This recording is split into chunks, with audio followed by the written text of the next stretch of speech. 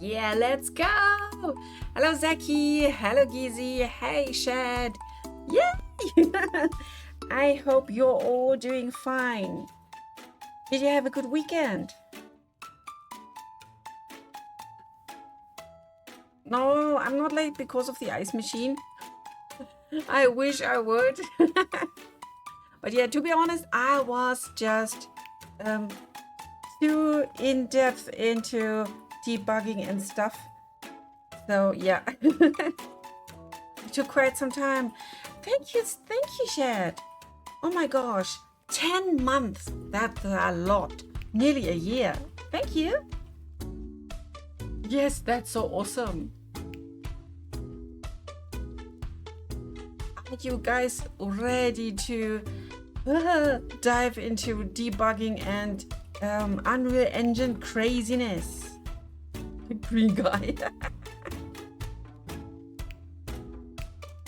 Whoa, hello Odysseus. Welcome, welcome.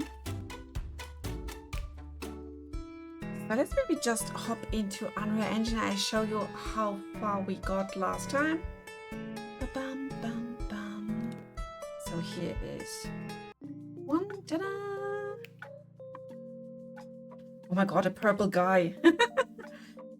So yeah, basically, as you can see, I'm in my idle mode, speaking of my avatar, because I'm having my VR headset on for the whole stream.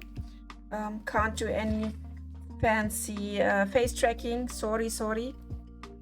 But, oh, what's with the bedrock? I will deactivate it by hand.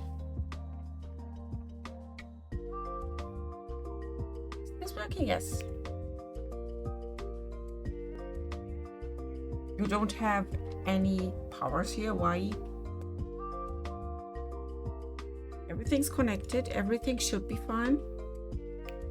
Weird. It's not working. No. That's super sad. No part for me. No. At least I can be super sad. I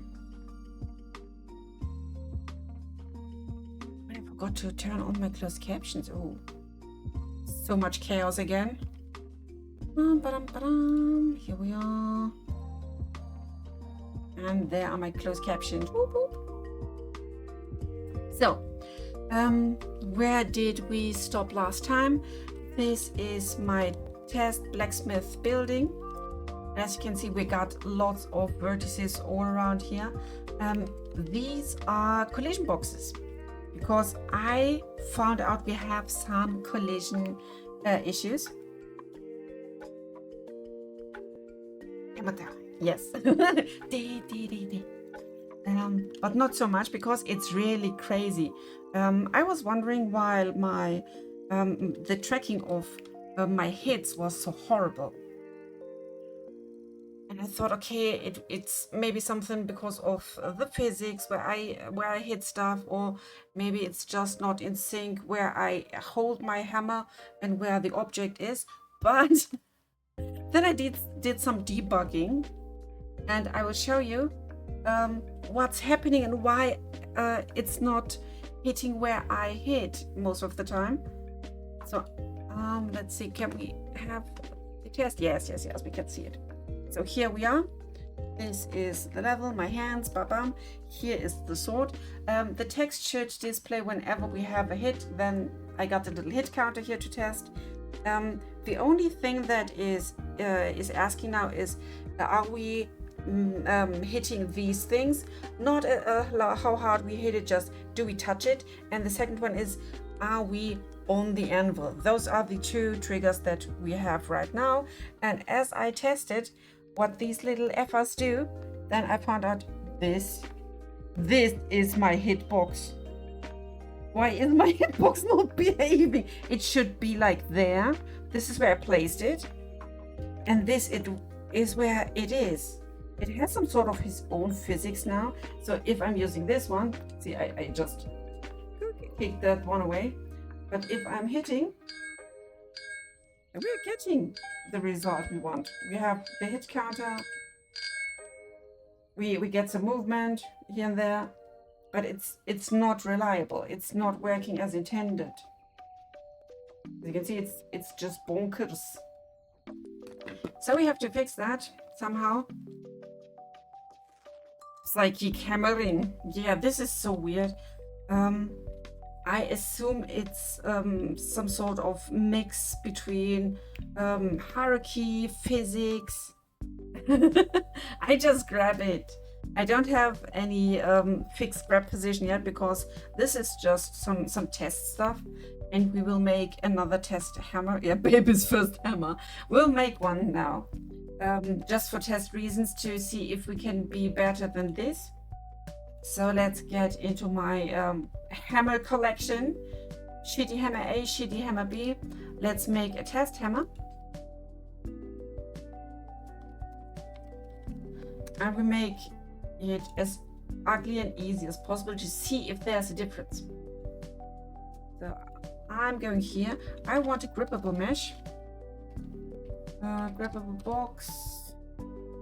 Let's try it like this. This is a box? No. We need a mesh. Grippable skeleton mesh, grippable static mesh. We tried with this one now. So what have we? No mesh yet. Let's make it a... Do we have a cube? Basic cube. It's 1 meter per 1 meter per 1 meter. That's too much. So we reduce it up on that size. This will be our new hammer, baby hammer. And we're adding a collision box. Box collision. Oh, sorry, you can't see it because I'm in the wrong window. Now you can see it. Nobody's saying something. Oh, so here's our box. I'm reducing the size to here 1, 1, 1, and it's for now exactly as big as this baby here. Make you a 5, 5, 5. This shape is sort of important. I will show you later, and I will now scale it up until it's slightly bigger than the cube. It should peek out soon. It was a peak. There it is. So slightly bigger. Hello, Kavi Peter. How are you?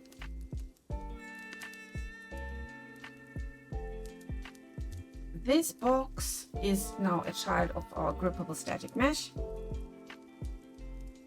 You make your knot hidden in game so I can see you. Physics off, off, off, off, off. Everything off. And here inside of that, can step or no, generate overlap events. This is what we want. And you are, I want you to be a hurt box. There you are. But custom one, we make everything ignored besides of weapon. Weapon will be overlapped. So let's bring this baby in here. Just push those two over the edge. They will fall down on the ground. And baby hammer will be here. Like boom. Then we can see if this is behaving the same way. I did nothing to the grippable static mesh yet. Maybe there can be some issues with the grabbing itself, but we'll have to test it. Yeah. But as you can see, it's moving with the object.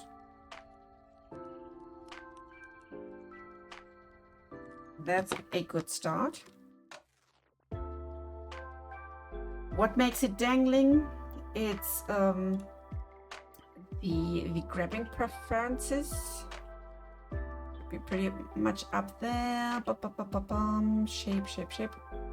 Okay, this one. Here number is 2550, I assume, and 140.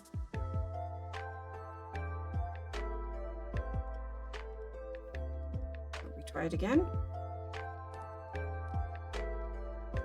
That's still too heavy.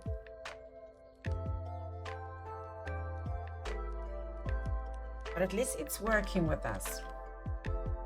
So let's test what kind of physics do we have. This is a manipulation grip. Okay, let's make a hybrid grip out of it.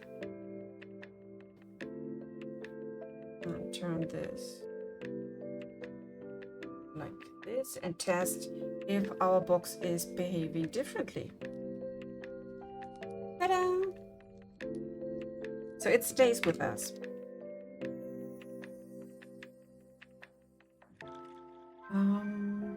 Simulate on drop, that's all fine.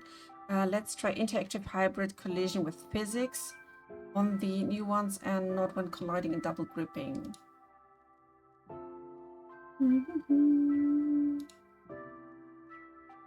So just what we found out, I tried to replicate this one.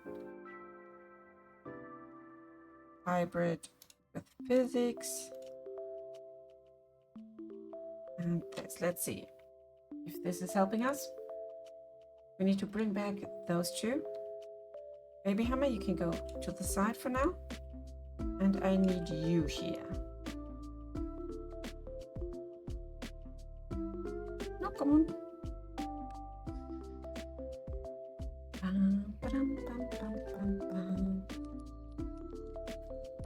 It's still wibbly wobbly, but this will be my fallback. Since this one is working, I will give you physics as well. Then we see if this is an issue. And if it's not, then we will make you our new hammer.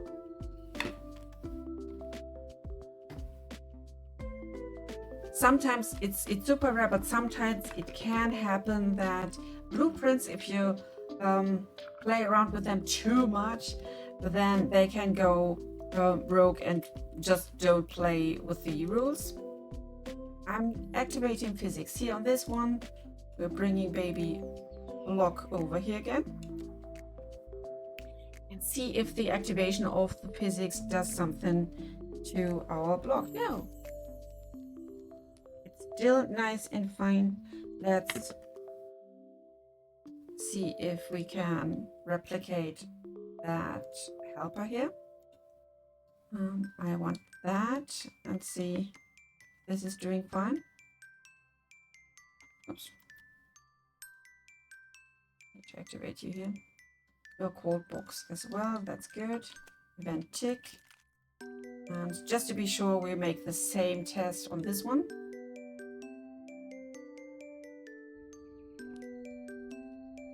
And it does the same.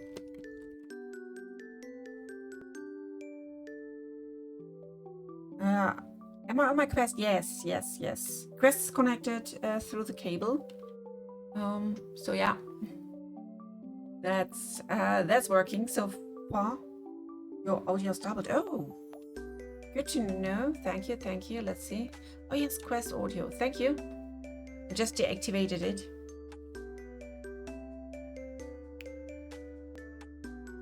Thank you for mentioning. So, we're back here.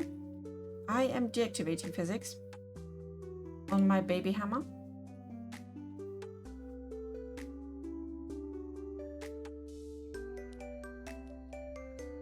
And it's falling. Okay.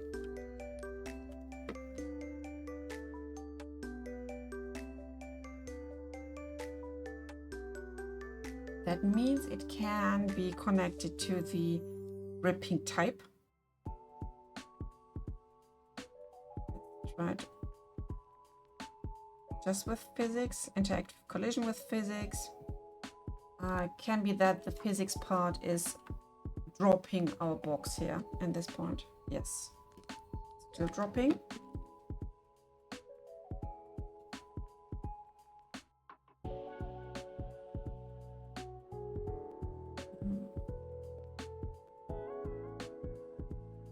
Attachment grip, let's try this one. There's so many grip types here, but we need to find the proper solution for our needs now. Still falling. This can take a while now, but you have to go through with me. Simulate on drop. Advanced grip settings, grip priority.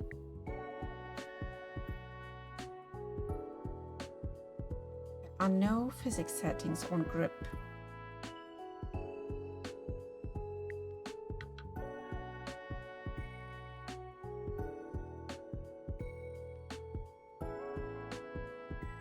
We stay with the manipulation grip. That's the one that was so dangly.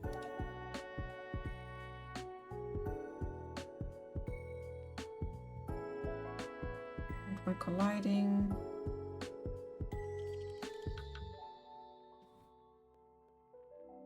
Have to try different things.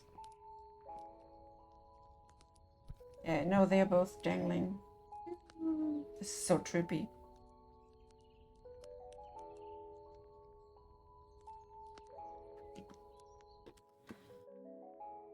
If we make it sweep, then I'm sure it's just staying in mid-air when we let go.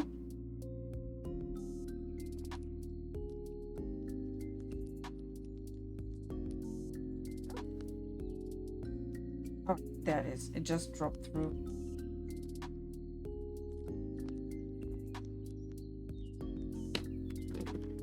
Okay. Next test would be what if this is no grippable mesh as a basis. So we take both of them away. I'm adding just a static mesh.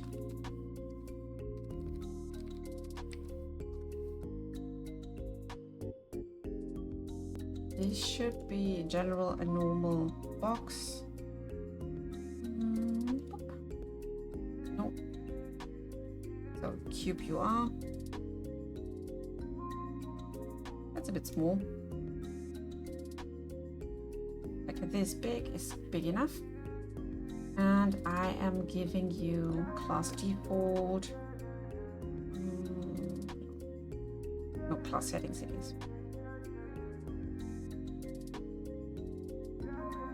A sec.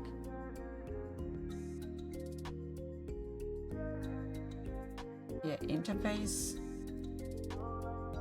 Grip interface. We are adopting now the grip part. We still get this red here because we are lacking a box. It's important to get a fresh one now.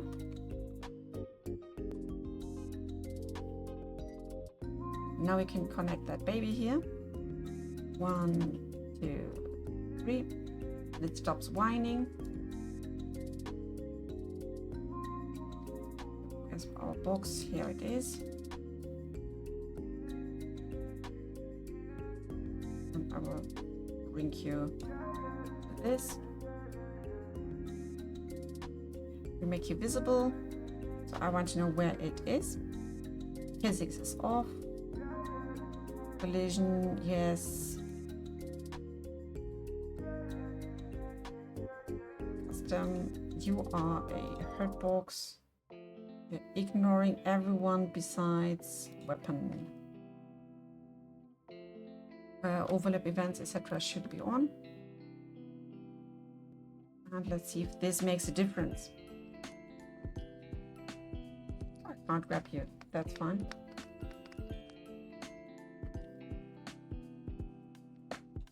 Should be grabbable by now, darling. Maybe I have to make you the parent.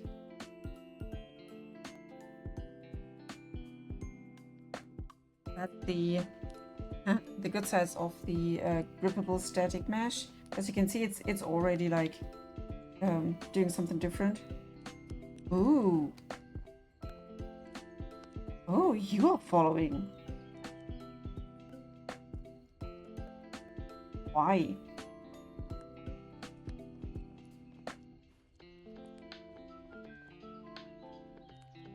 This is so not good.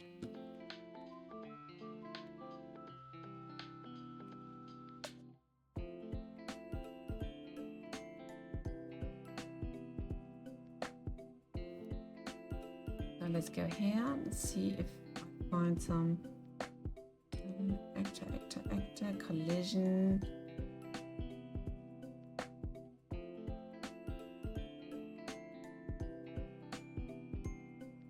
The interface is there, but it's not giving us a thing. Let's see. Find you somewhere.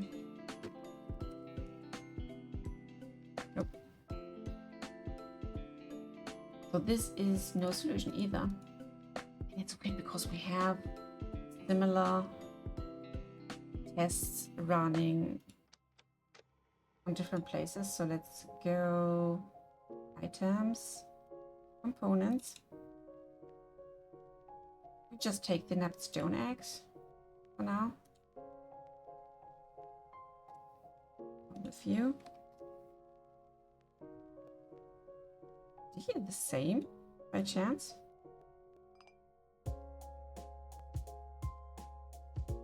I'm opening it. We go into the event graph.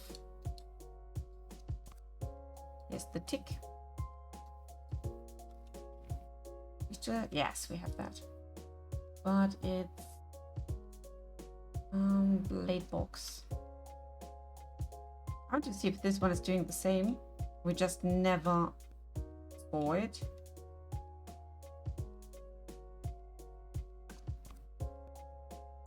It would be so hilarious.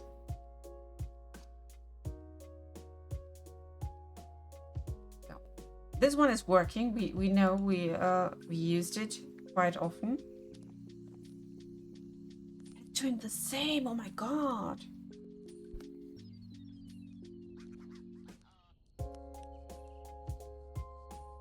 Yeah, because the motion was okay, it was fine. We never saw it doing that.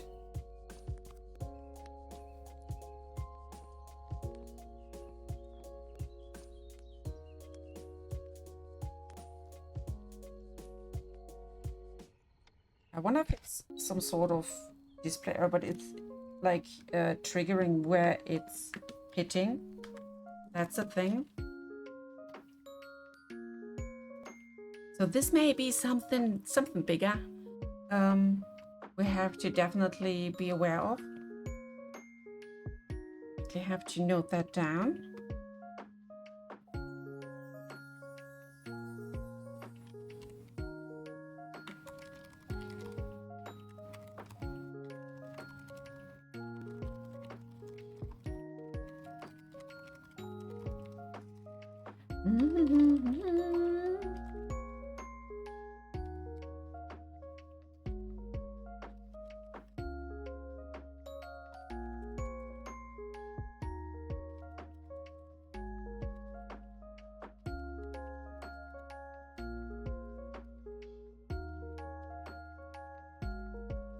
So this is definitely something I will have to pick separately.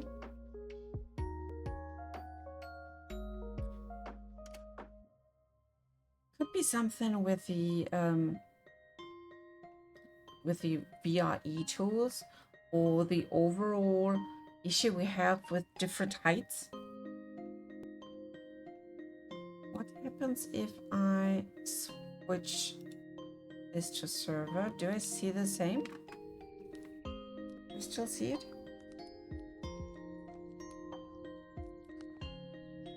Let's deactivate the visible one. Play box. Oh, it's hidden in game already.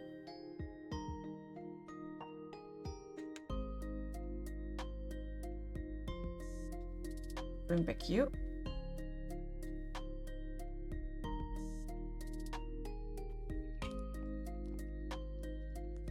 As you can see, the one he is following, it's just on the client. Sweet Lord.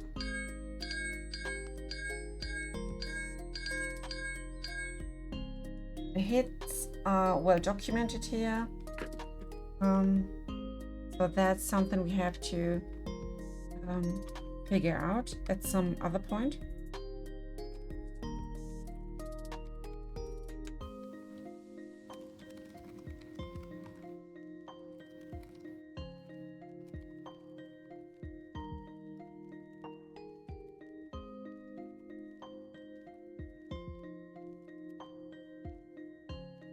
Okay, since we know that, we can definitely just keep that issue as a thing I have to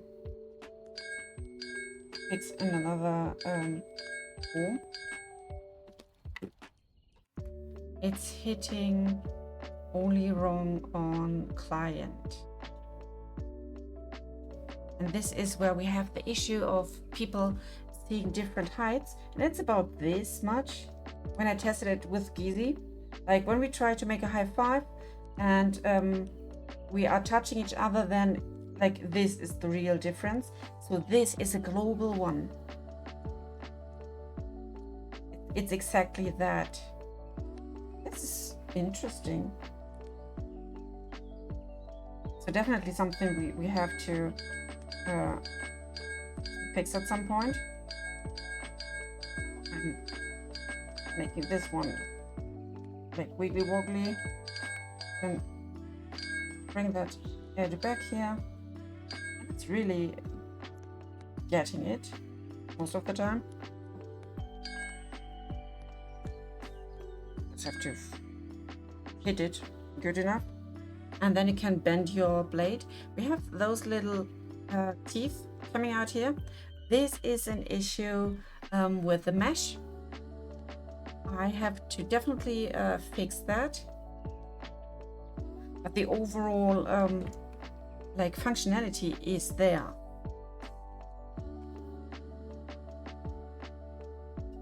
No video. Let me test it again. Bum, bum, bum. Why is there no video?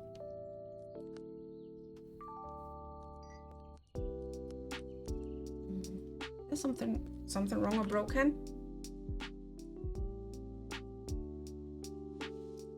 Oh, come on.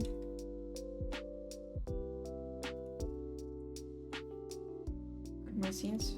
No, Unreal Engine. I'm in Unreal Engine view at least. Oh. I can't see the damn chat when I'm in VR. I'm so sorry. Don't curse on me.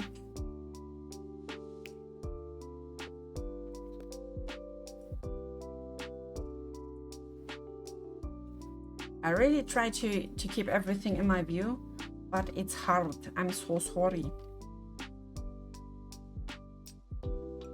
If I would just have someone who was constantly in VR for me, then things would be easier. But I have to work with what I got here. So things we can do now, since we know what's happening with the hammers and that I have to fix that just for the client. We can continue with the forgeable part itself, since this one is really working. My biggest fear was that I'm just not seeing proper hit. I thought maybe I'm doing something wrong with the calculation of the hit space, etc. But as you can see, the lower block that came from the hammer, it's really hitting the blade. That's a good thing. So we continue. We can continue on that. What do we have to do next? I will have to hammer A. Still this one. We can deactivate now that draw box.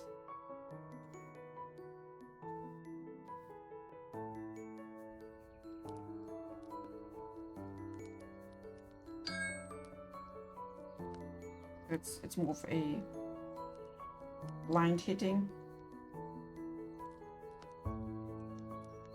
We keep that, baby.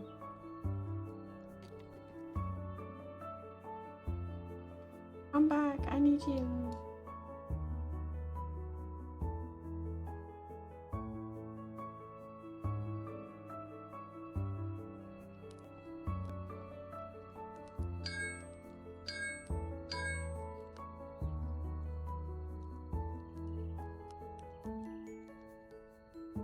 Questions why it's not getting those. Maybe it's bugged from that side on. But when we go into server mode, we can't see the animation of the blade, but we can get better results on that one because it's clearing out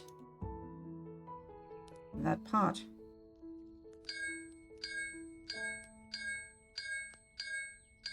we're getting a little spark, and we are getting the counter up, because I was curious if it's counting all the proper hits. What we can do next is to work finally on something that is more related to the functionality of the blade itself. So we get a bit forward on our baby here. Bring everything to the front what we need and delete what we don't need. Can hide the collision now.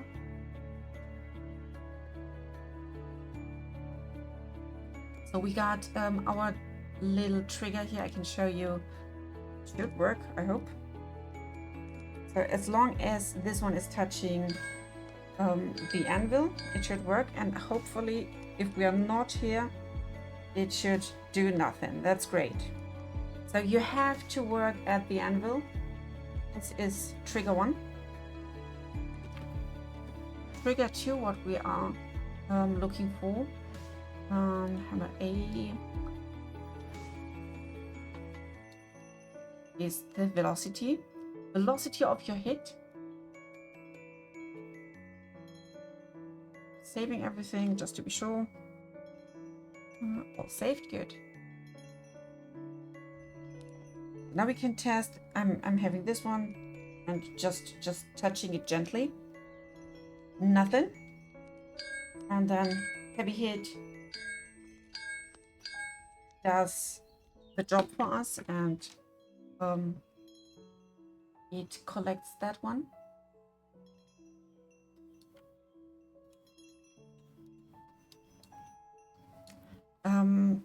Third thing we are looking for is the heat of the blade. And since I changed a bit about everything here, I will have to bring back the heating. Let's see. Grip, that's fine. Hammer or blanky blank. This is inventory stuff. Time. We don't need you here. That is coming from the hammer itself. We're getting the basic values here, and the second side we're working with is this baby here. When it's visible. Not you, not you, not you. This one. This is the invisible heat source, like this square. It goes a bit deeper. This has to be touched with your blade in order to warm it up. So let's open this here and grill. Yeah, there is the option to do some cooking here as well. On overlap, edible component, blah blah.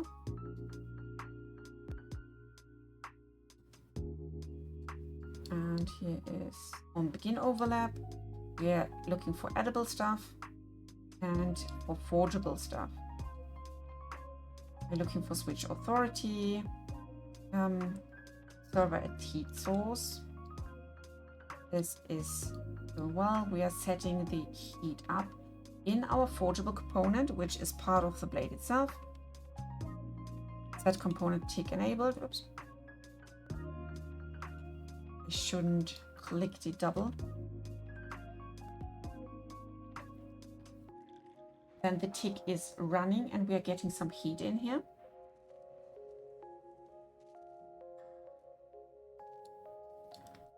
I will make a sacrifice here. We are taking away the hit counter and make it a heat counter now, because it's just for my testing stuff. Component. Let's look for text.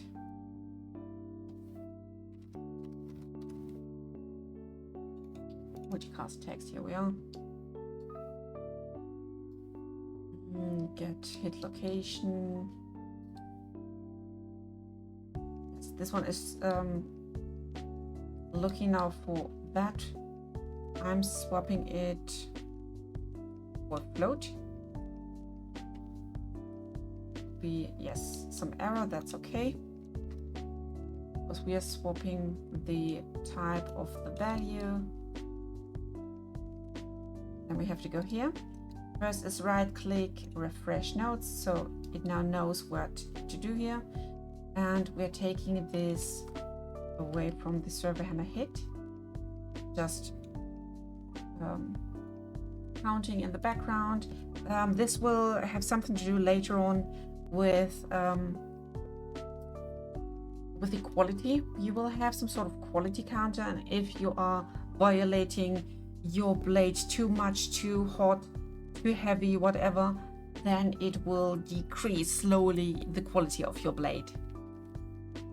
That's something for a bit later. Now we are doing the heat stuff.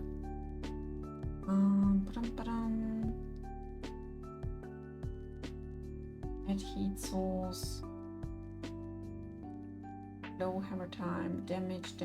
I think I have to go here in the event graph and look for the tick.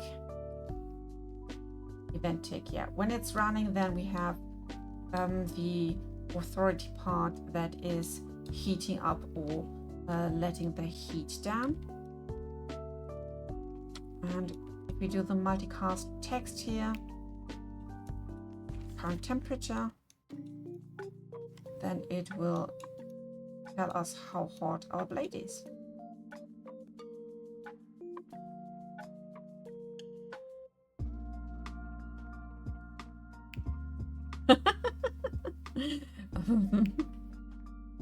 The ref of the waifu. He has a pretty comfy couch now outside. I'm sure he'll be fine. So, Blank Master. Let's just give it a 0 for now. And we have to test you on blind again to see the difference, I assume. So let's see if I brought that one back. Okay. Ah, here we are. By the way, we can decide how fast the heat up process will be. Why were we jumping?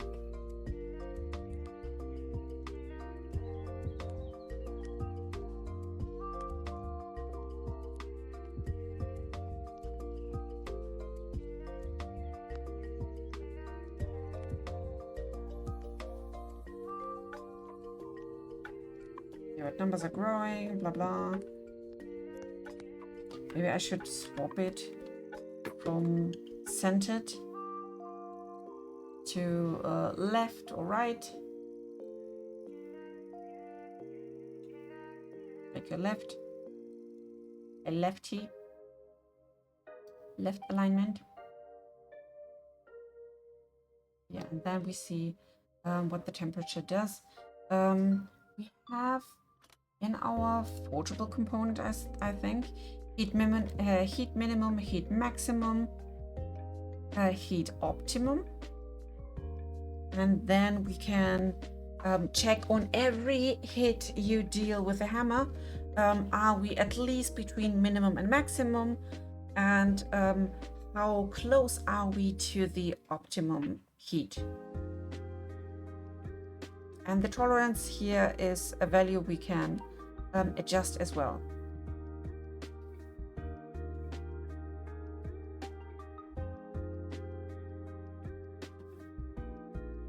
So, bring back my mouse, please. When we are hammering, and we are here, server hammer, hit, we will count a hit, no matter if the hit is good or bad.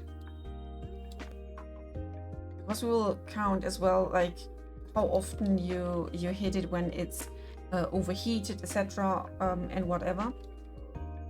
We are already here in that one. And oh, as you can see, let's do something fun. We have all the variables here, and they are not categorized yet. So this is pretty cool itself. We can make some categories to clean that up. Yeah, what does she know clean it up? And this one comes into category metal. Additives, like what did we do to the metal? That's for later when we do the how should I say it? The alchemy stuff. Let's maybe do something about heat. Category heat. Fall into the same category.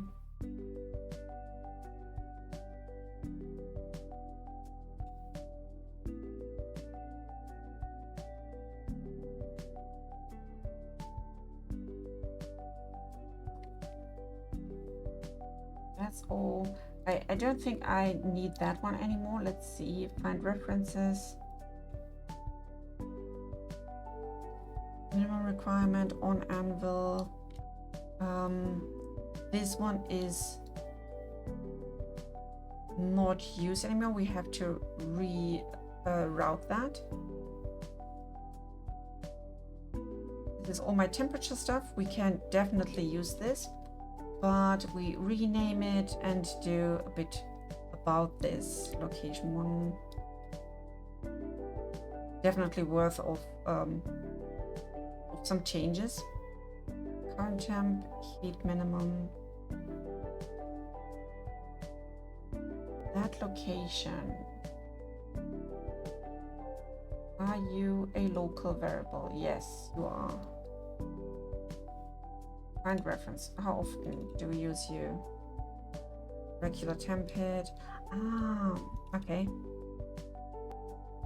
So I already split it. To my to my defense, I did that like many weeks ago. So I'm not well with all of them, since I made some other decisions to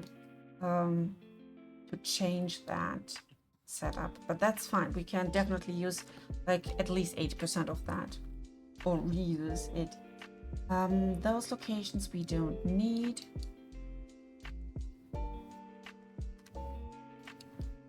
Of course, we already have a hit location, a good one that I can take.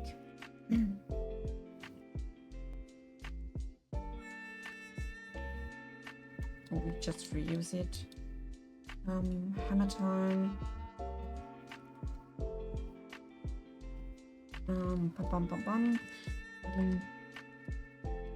Hit quality,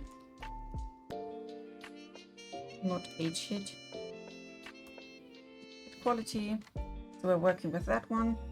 See where we are going. And this is exactly what I wanted to use, like here.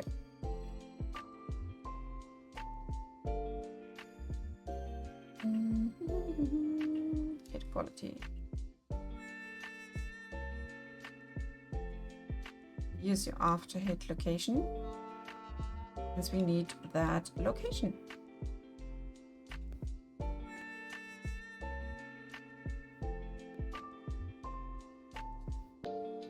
This should be fine now.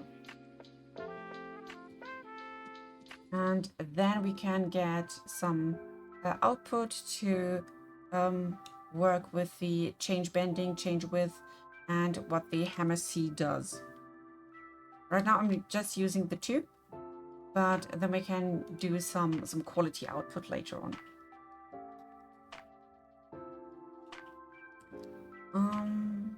Multicast feedback, hit location. Let's rename you. Relative. And we have a hit location global vector. I want the same here as well. And then I can take away the hit feedback from here.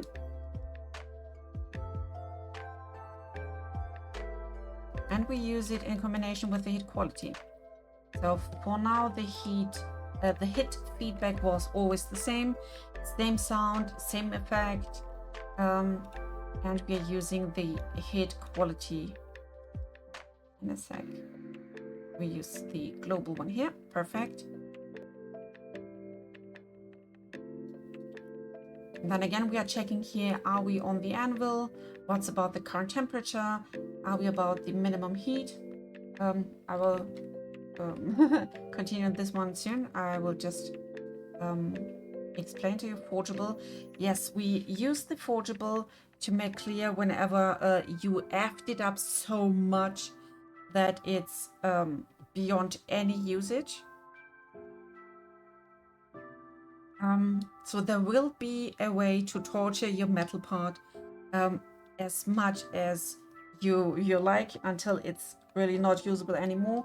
But in the process, we will allow you to later on use the smelter, like the one that is located in Zemia, to melt down your metal again and to get a new one, or to just sell your scrap metal to any blacksmith for a similar but a bit less amount of money that you would pay for a blank. So there's a little loss, but not that much.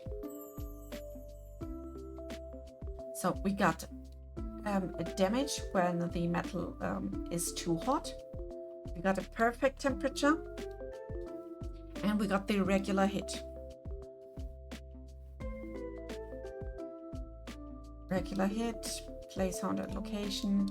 We can now change that for our multicast, I assume.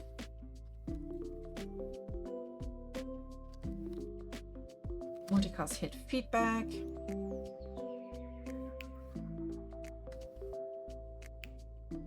Hello, hello, hello, how are you? And we have to tell our hit feedback if there are any issues. And I think the best one would be to just add maybe just some booleans. That would be a good start. And we want to know some things.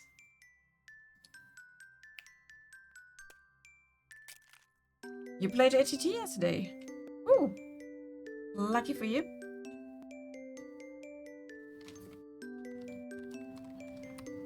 Too hot. Boolean.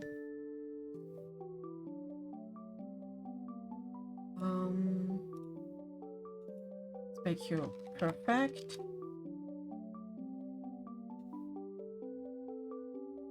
I want a too cold.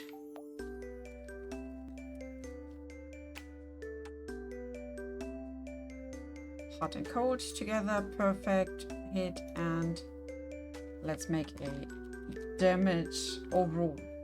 Like if you bend your sword blank too much on one side and you continue to hammer on, then you would hear a difference. I'm well aware of that mod.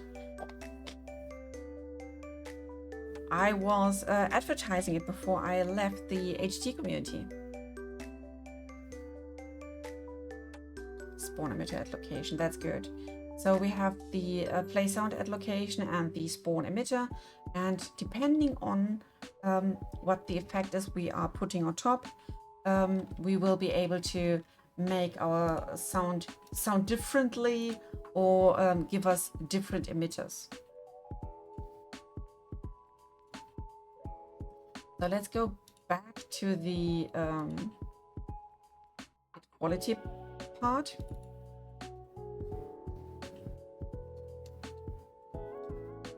Besides that location, I definitely want to get the velocity on top. I don't think we are able to really overdo it with the heaviness,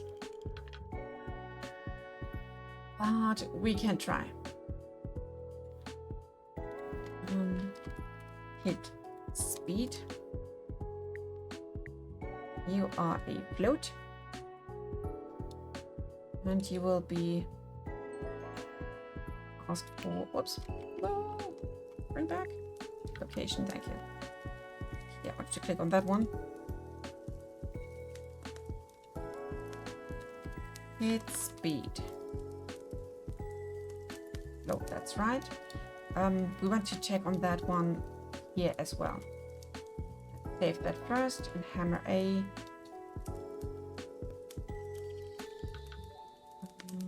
Here's the speed part. We are just grabbing that speed from here. This is the speed we get directly from the hammer itself. This will give us some hint if someone is like hitting it too crazy. And the step after that will be checking for some sort of natural rhythm. Like if you're constantly hitting it with sort of your own rhythm. Oh, you woke up just 30 minutes ago. Lucky you. And thank you, Zeki. Thank you, Gizzy. I can give this to here.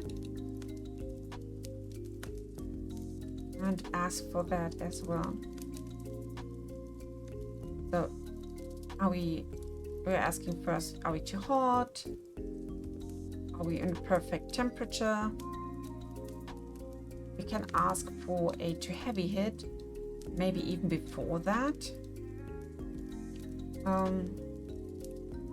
Let's see, what's the hierarchy? Temperature first or the hit damage first? I think we should go temperature, then too heavy hit, and then ask for the rest here. Greater equal. Let's see. So the hit minimum speed was around 200. Let's just take 500 as a test. Branching. We want good swings, not like crazy flinging around.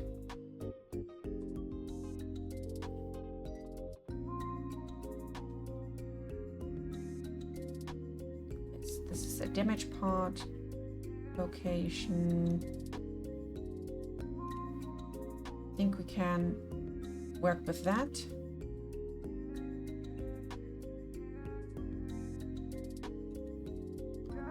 Is this heat damage? Yes, no. Or is this force damage? Yes, no. In this case, we can say this will be a heat damage. I can copy and reuse you, so we don't have to do that too often. And this will be a force damage. Comment on that.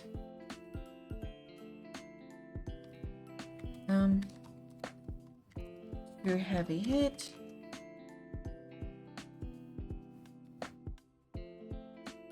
Then we got this as well. It will be our perfect hit, and if nothing of that occurs, then this is a regular hit.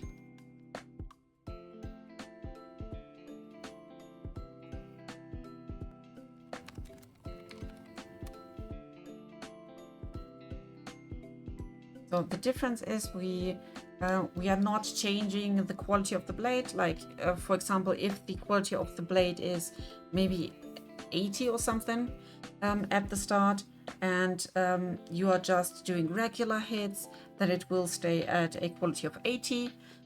If you are doing some perfect hits, this will be in here as well. If you're doing perfect hits, then we are increasing your quality slowly. And if you're doing one of these damaging hits, then we will decrease the quality of your sword by some counters. So forgeable is general stuff, optimal min, optimal max, heat capacity. So this is all connected to our heat.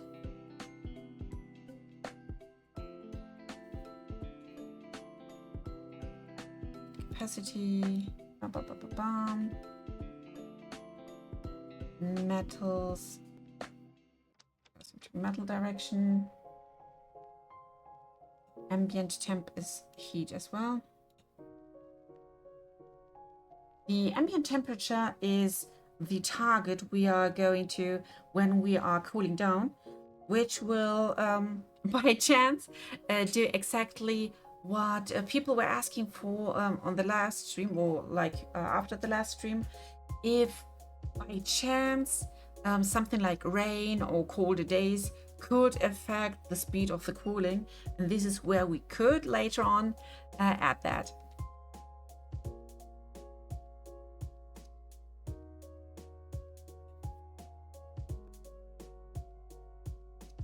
Temp, that's all heat. Damage. Are you heating up? Yes. Heat up rate, so this is the speed. In case we need some sort of balancing, then we can do something for the cooldown rate or the heat up rate. Active heat source, this is also heat based. Anvil, forge bones, forge state, hit counter. Okay, we got the metal stuff, we got the heat stuff, and let's make another group for damage.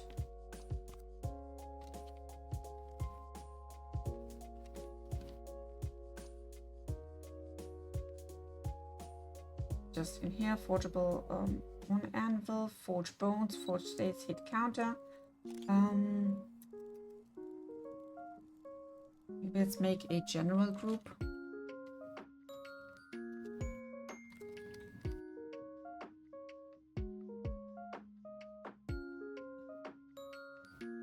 I have to hide some stuff here. Oh, not damage, but general.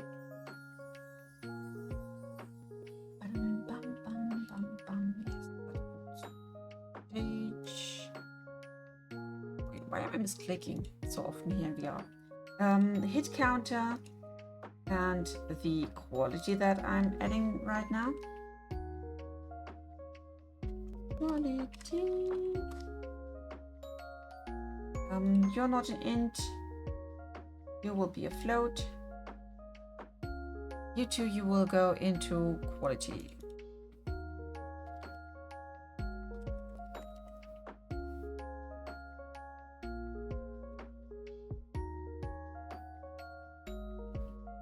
Now everything is neat and cleaned up. That's beautiful. Now we can work a bit better. Starting with this stuff here. Too hot is not what we seek. We are looking here for the too cold. We need some sort of feedback if the blade is too cold to work with. So what we are doing here is I make another one. Regular hit, perfect hit. I think I can directly go for some.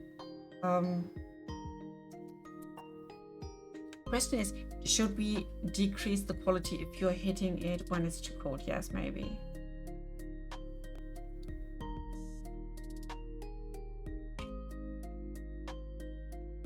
And let's do this. I will add another one here, another input. Cold.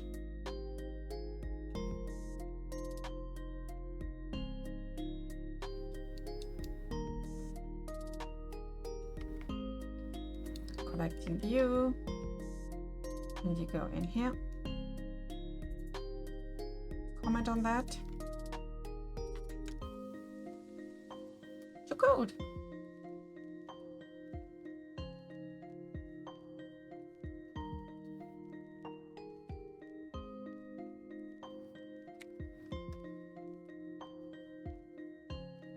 I'm asking if it's too cold.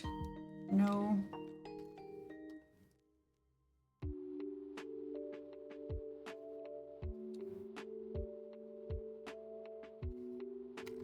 And just in case I F up somewhere and we have nothing clicked, then we have to ask for that one as well, of course.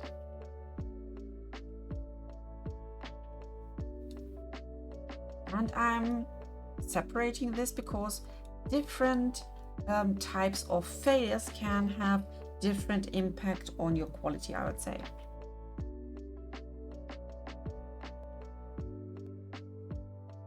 Let's get your quit counter, quality counter.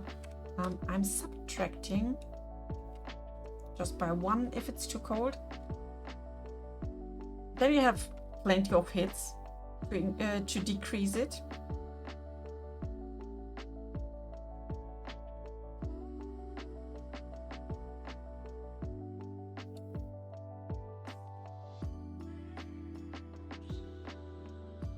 Here, yeah, copying that. If it's too cold, let's make it twice the penalty.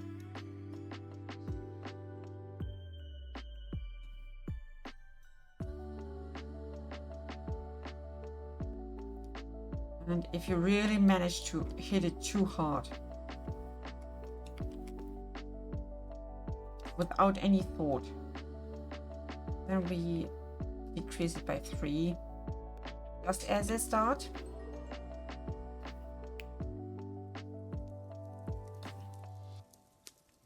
What's important for us? We need to make counter. Where is it? Replication. Let's make your rep notify just to be sure, and quality.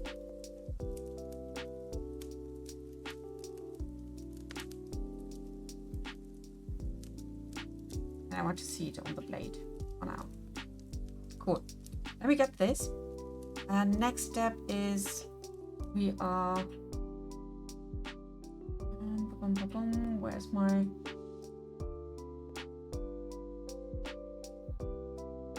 multicast hit feedback?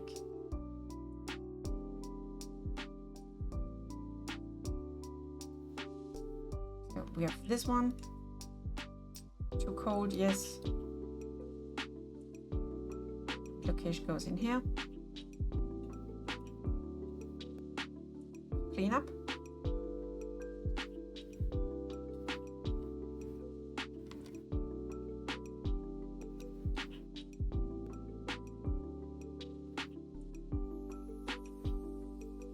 You are too hot.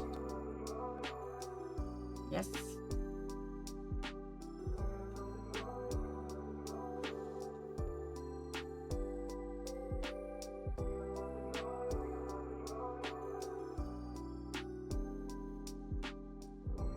Like here, and the last one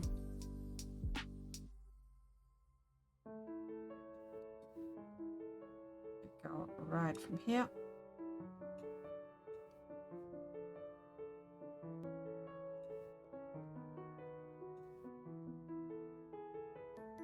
That looks tidy, and you are a damage hit.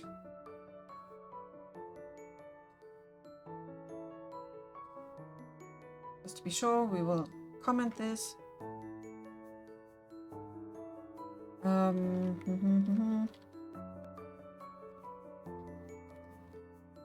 This is damage by force.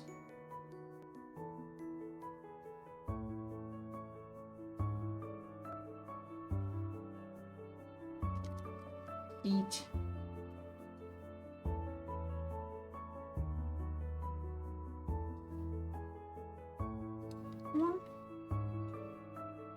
And cold. No one can say I'm not properly commenting. So now we got this one here. And depending on what's clicked here, we will do a similar branching.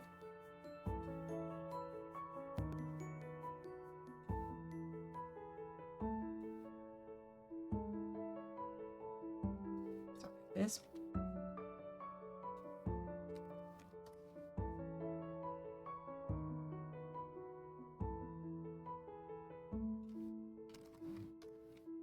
Branch, branch, branch.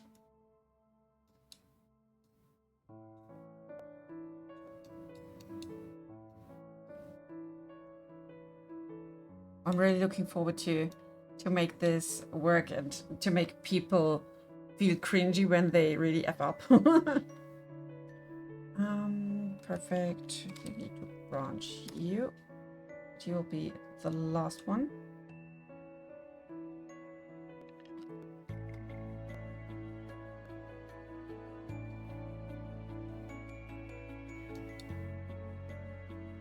Oh, Easy is cooking something good.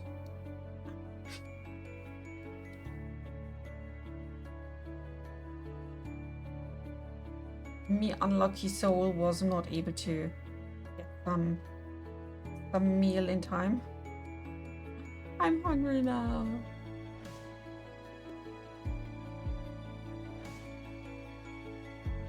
Here.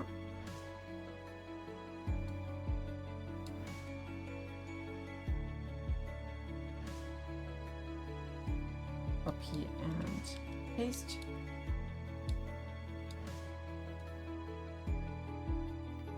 We need some more space. Here we are. I'm drumming not hungry. Ah.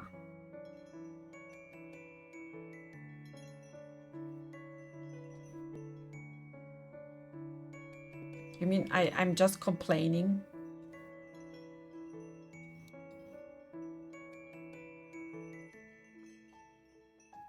So we will be swapping the different emitters and sounds soon.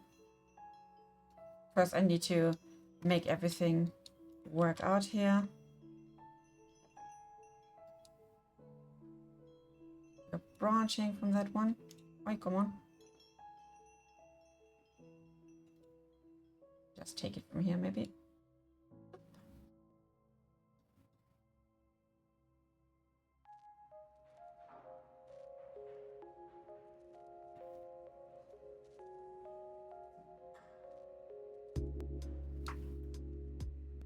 And last one.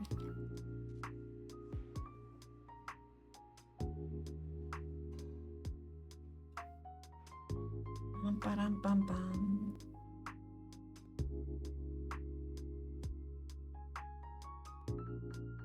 Oi. Connect, please. Thank you. So cool.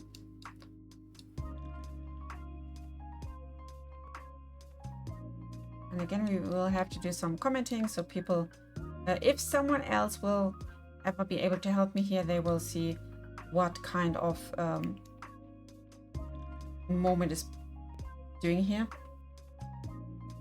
Yes, some good news.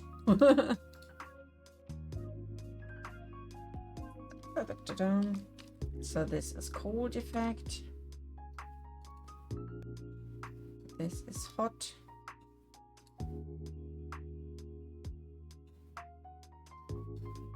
Oh, you're too big.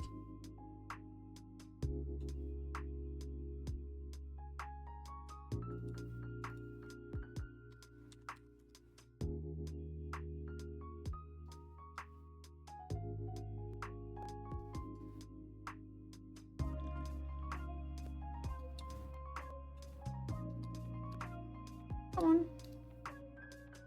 Comment. Force damage.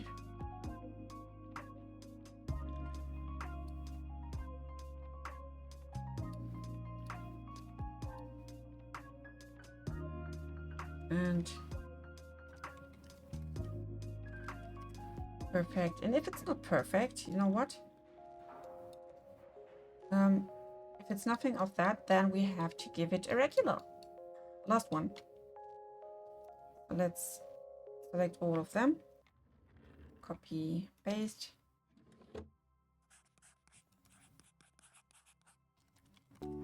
Regular hit.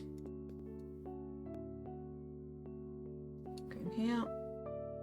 Let me just branch this data from that baby.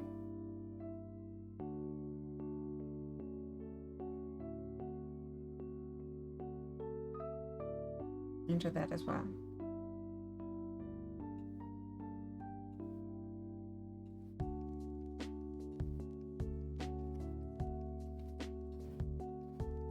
Yo, that's it. Now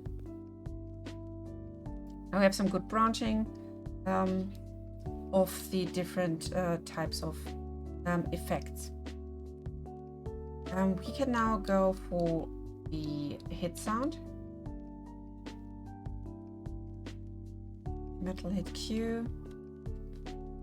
I wonder if there are developers priority voice effects. I'm not aware of anything like this. So this is the basic hit I got now. We can change or swap the metal hit sound itself. This is no issue, but I want to have some sort of global one single sound and then work with that with different variations of that sound. So let's do, can we have a copy of that one? Okay, so we got no children, but we got a copy version of that one.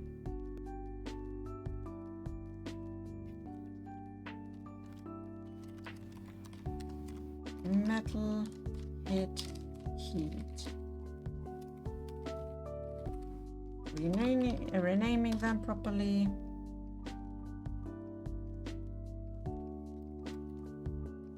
Metal hit regular. Let's see if we can do something with different effects, maybe. Post effects, submix, voice management, new.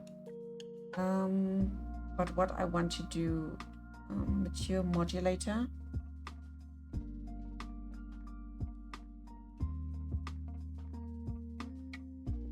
Pitch minimum is 1.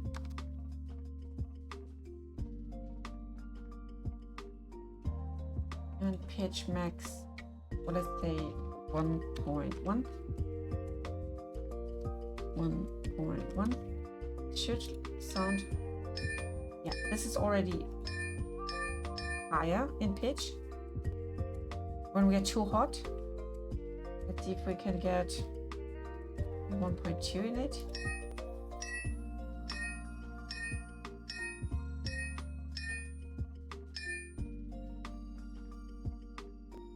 Definitely 1.2. Volume should say stay the same. This is good. This is good. Let's see if we have some sort of pushing sound somewhere. Grinder, grinder, grinder. Stop grinding. Blacksmith cooldown.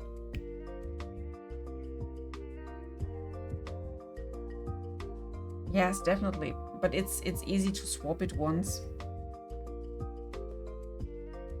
If you'd like to, we can have a look into Soundly. If we find something better.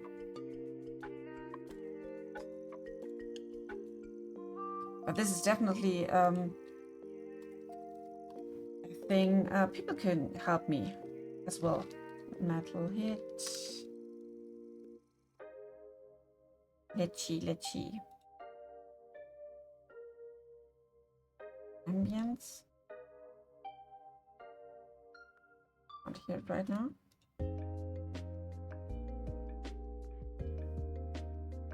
So quiet.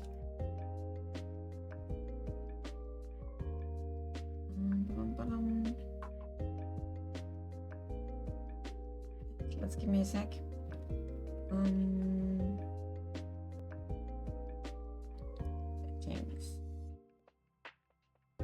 device.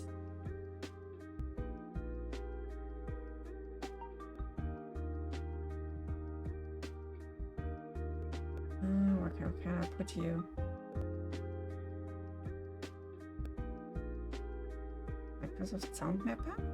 I don't know if we can hear it then. Let's test it.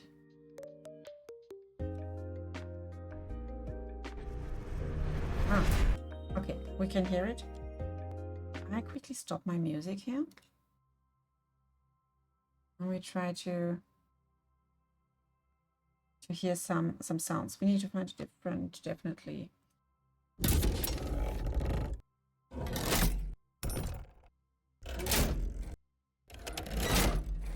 The mechanic.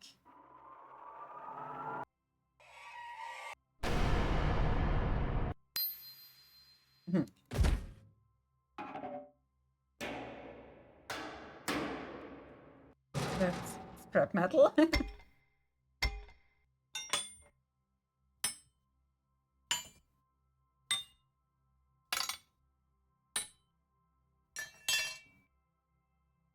Those are not too bad. Let's keep that one in mind.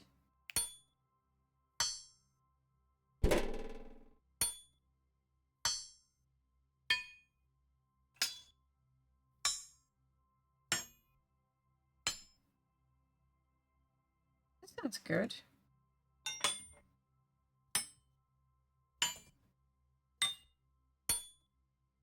Yeah, this collection is good. Let's take this one. I'll just download it. Metal Impact Strike Clang Sharp Steel. What a name.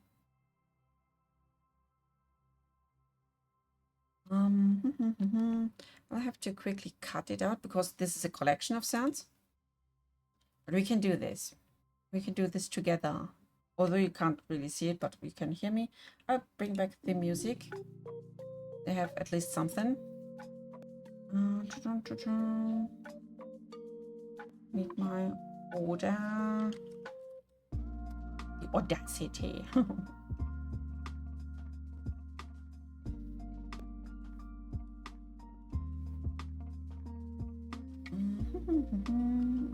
Where are you? Where are you?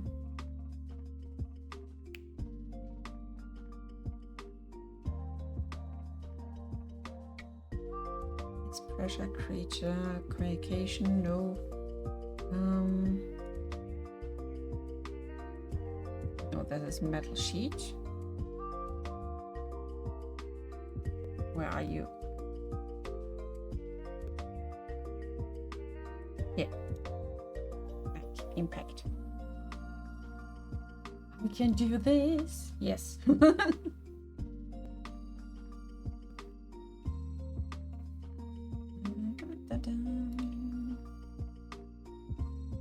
Need to change my output again so I can hear it.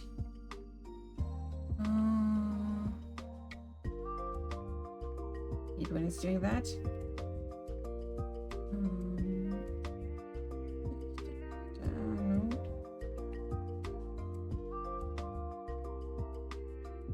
Settings.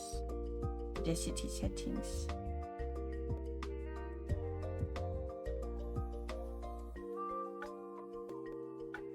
Also you.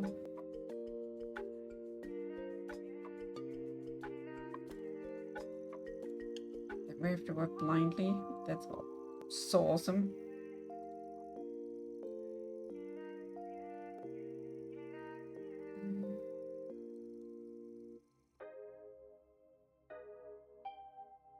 And audio.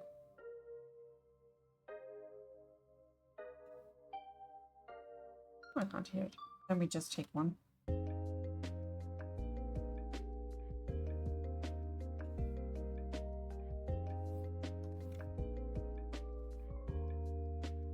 Quick cut.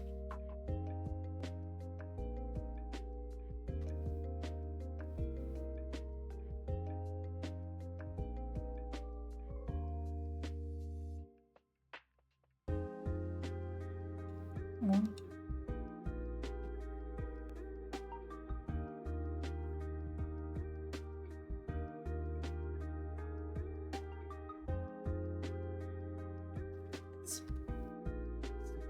Good sound. Quick export of that. Metal hit.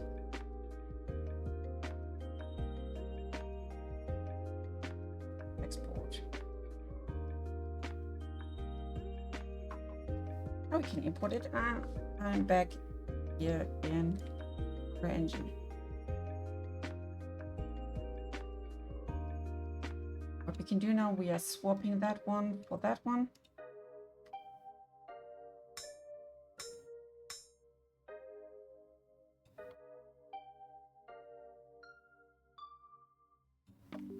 Copy that and we go for the original sound. Make regular.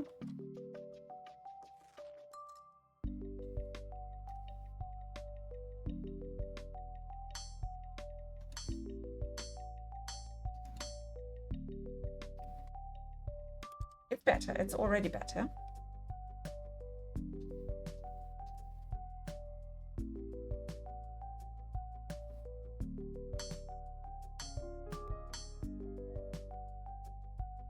Hello, hello, hello. And welcome, Pocket Oracle. Thank you for your follow. So we agreed on that one as a basic hit. I hope you're having a good time. We try to improve our blacksmithing basics with some different sounds depending on how hot, how cold, or how fully we torture our little metal part. So the difference is pretty high between those two. Maybe we can decrease it, but then it's too subtle maybe. Just got here, but I see a blacksmith game dev. I follow blacksmith game dev. Yes. Thank you so much. Yeah, just in case, because you're new, normally I'm way more able to articulate myself, but since we are doing a lot in VR right now, I am bound to wear my headset, and this is blocking my face detection.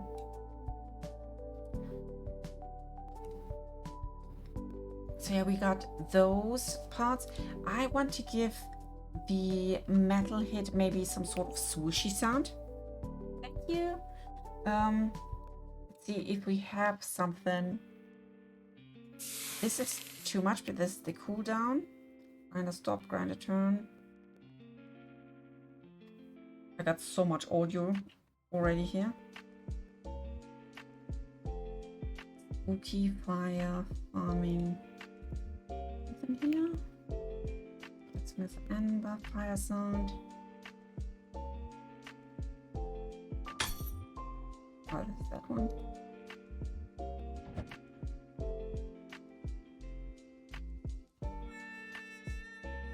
We have to look for a swooshing sound. I want to make it sound. Still not working. No, and I won't fix it while streaming. I'm so sorry, Gizi.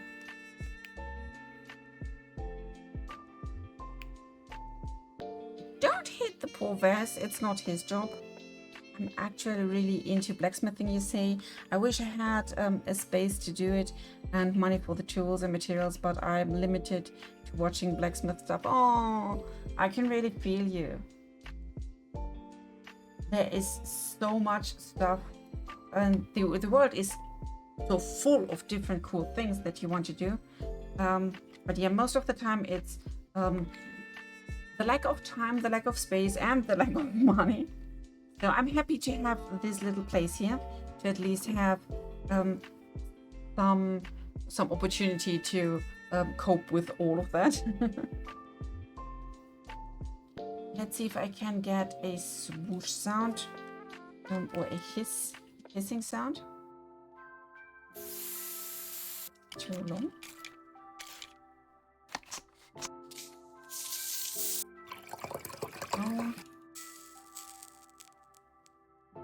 Oh, I like that.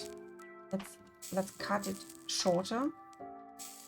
and mix that into the sound of a too hot hit. This could be cool. I will send it to my sound folder, quickly cut it into pieces.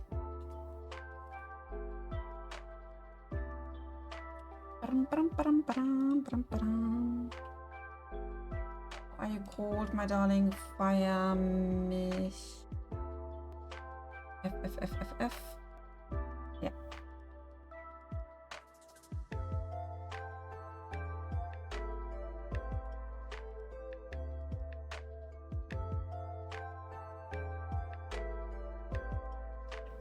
I'll cut from here. And just export it because we need it as a WAV file. I'll call it Metal Hiss now. So we can import it back into Bushcrafting Blacksmith, into this folder. Metal Hiss, import it. Yeah. And I drag it into that heated part. So what I do now is the modulator only should work on this one, and we use a mixer from here, and the second input will be our hissing sound. And if we're lucky, I can hear that little crinkly sound. Alex Steele is one of my favorite blacksmiths on YouTube. I've been waiting to watch his Titanium Damascus series. Ooh, this sounds interesting.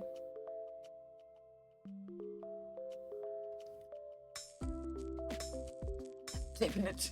Oh, yeah, I can feel it. Oh, it's giving me cringy because it's too hot. This is good. I love it. So we are here in the hot territory, and instead of metal hit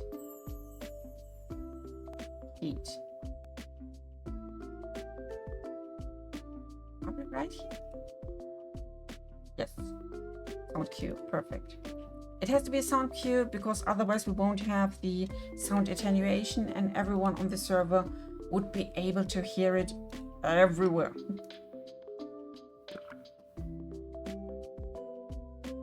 It shouldn't be satisfying when it's too hot. It should be a slight and delicate warning. Okay, what do we do with the sound if the blank we are using is not hot enough? I take this one, we duplicate it again, and I call it cold. Hello, Wolf Pass, and thank you for your follow. So instead of the mixer and the upwards modulator, maybe we should try to modulate it down, that a colder hit sounds more blunt and darker. Let's try 0.9 for the start, maybe a bit more. 0.8.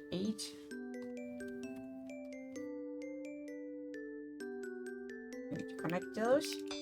Zackles355 gifted us with 5 coins. Sword hammering. Oh, thank you, Zaki. You're the best one.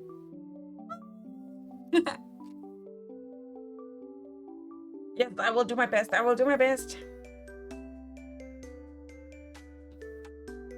Do you have experience in blacksmithing, you ask? I sound very technical with the sounds.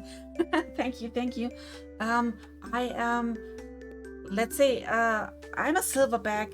Speaking of medieval markets, I am a recent or a constant visitor and partaker of them for, I would say, at least 15 years, if not 20. I've done so much with blacksmithing people, hanging around with them, being by their side, just watching, listening, and enjoying what they are doing. Plus, I'm the most lucky one to have a blacksmith in my closest friendship circle. So yeah, I try to do the same. Yes, you're old. I'm not feeling like that.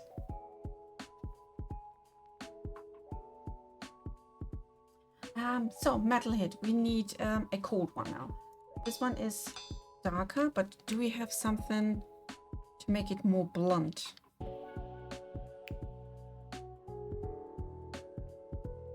That's so incredible. You say I've been wanting for more technical blacksmithing game for a long time. The cozy game doesn't quite hit the itch. Very excited. A game can be cozy and like challenging at the same time, and this is what I'm trying to make here with Project Campfire. So he says, yes, I know 3 blacksmiths. It's yeah, you're right. But let's do a quick roundup here. The game itself looks pretty, let's say, cozy, etc., and nice and shiny, but the idea is that the world is so diverse in the things you can do that you can't just focus on everything. You will be in need of someone who is mastering the blacksmith, who is mastering everything that's around crafting, or someone who is doing the farming for you to get some crops and some food for you if you are maybe an adventurer. And if you're one of the other things, maybe you're a bartender, blacksmith, or whatever, then you will be in need of an adventurer and the other different job opportunities to make that work out for you. The world is loading. It's taking quite some time, but it's really worth it, I would say. Because yeah, it's already so big and lovely, and there will be like 3 different blacksmith buildings, and they will have different interior, different opportunities for you to work. And on the other side, there will be different crafting buildings. Some will be more on the tailoring side, some are more on construction, or even engineering. And yeah, that's a lot. It's still in the very beginning, but I think it will be worth it. Level editor is still loading. It's gonna be so cool. Are you planning to make this multiplayer local co-op? For now, for the testing time, we are playing with hosted sessions. So one player may be able to host a session that is not persistent, and the others may join. And later on, we will have one persistent big server, because I don't expect that we will be like many thousands of players. VR is such a small niche, and multiplayer games like this are pretty, yes, on the lower end. But doesn't mean that it doesn't deserve any love, you know? So this is one of the different villages here. We have a tavern, we have a little potion shop, etc., some training grounds, a proper shop to buy something, a crafting house, and this is, for example, the small blacksmith building. That's a copy of that one that I'm using in my test area. And this one will be the first one you'll be working with, where you can learn everything. And when you reach over the mountains, then we come here to Zemia. This will be our wonderful village of lizard people. They live in the mines, and they are the best blacksmiths. And you can already see they will have some more equipment. It's not done yet, but this will be the smelting area with really big smelters, where you can do more than in the other blacksmith building. Nice quarry with wonderful climbing opportunities. It's looking small because you are flying above, but in real life it's that size. So you have a lot to climb and explore here. Non-persistent is a no save. I'm so happy you sound so excited to be making this, and I love that. Thank you. Yes, while we are doing the playtest, the world is not saving anything, so you're able to just jump back in, try different things, and you're not effing up anything. But as soon as we are swapping for like a persistent server, then all your things will stay and will matter. And yes, a quick tour. This is the capital of that island we are starting to play with. And this is the place of wisdom and adventure. Totally understandable. Network side of things can be tricky. This is a huge project scope for solo dev. Are you experienced in making games? No, I'm not. I'm just learning it. I'm a dev for a living for quite some years, but I never did games. I did some playing around with like the RPG Maker as I was younger, etc. But it's the first time I'm working with Unreal Engine and a proper game engine at all. But it's so cool, and I can implement things that I learned from work and from my experience of like gaming a lot for years. So I hope this will work out fine. I'm just living my dream here. And yes, thank you, Zaki. Just join our Discord if you want to be part of that journey. So enough of the self-sugarcoating. Let's get back to the blacksmithing and these sounds. We need sounds. So when this one is called, I will quickly ask my little helper if there are notes I can use.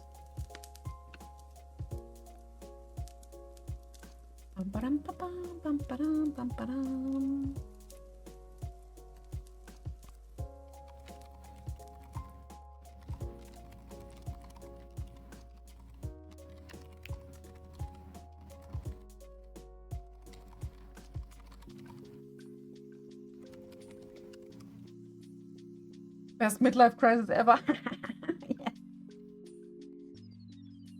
You're gonna need all the love and support you can get. It seems like it's coming together nicely so far. Thank you. And I'm really not joking. I'm having the wonderful or most wonderful community you can imagine.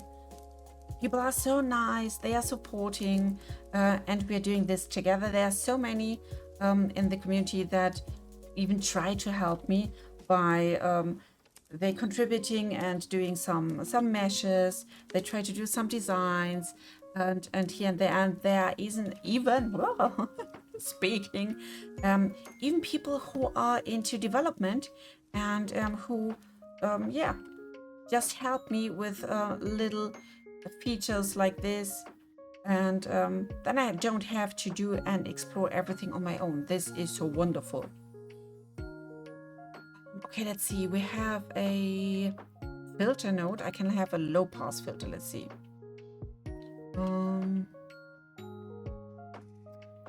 Command attenuation, crossfade, enveloper. What are you doing? Volume pitch, no.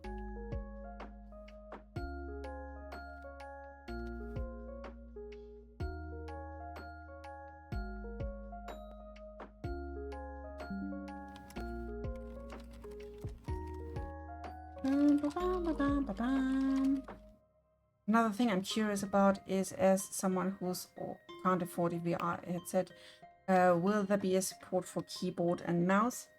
Unfortunately not, since VR is heavily depending on doing things like with your hand manually, like the for example, the angle that you are holding something can be of a value, and that's nearly impossible to do with a flat game, or should I say it, hardware.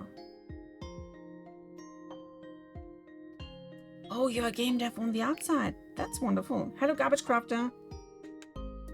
A lot of game dev streams too. It makes me really happy people have found their communities while doing game dev. Yes, this is so wonderful.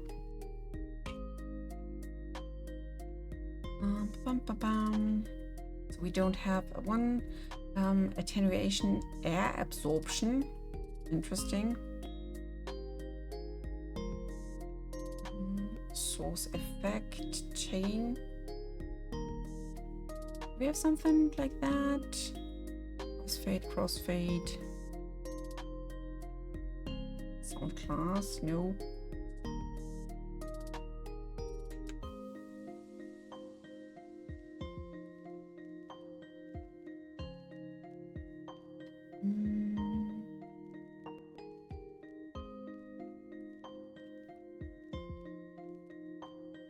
Only this attenuation stuff.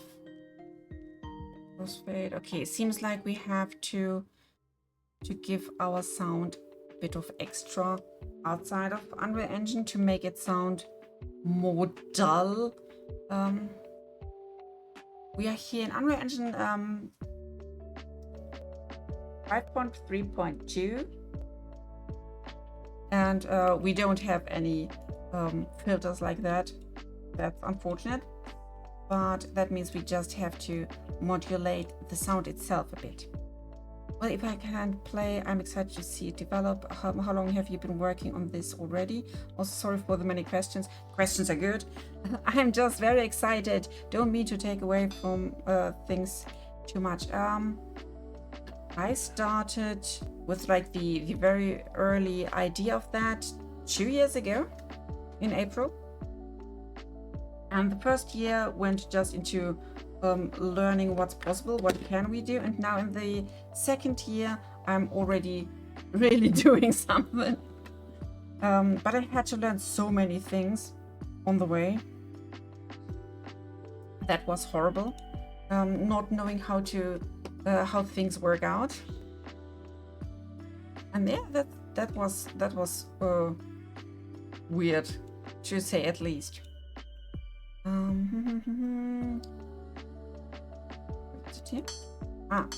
So I'm here in the Audacity sound modifier.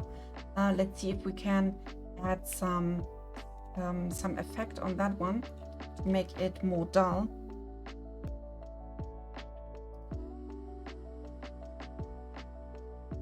I want to take out the heights.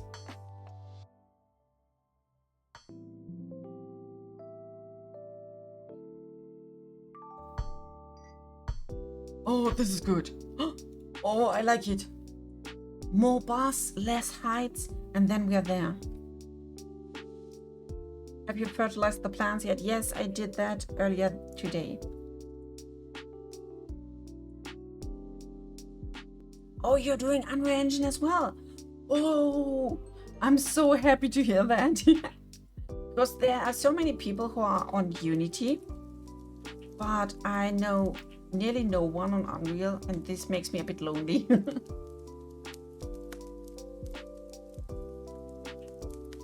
Let's export this one.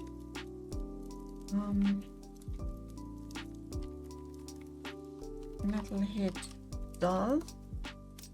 Oh, this will be so good. Need to go into. Open that one? Nope.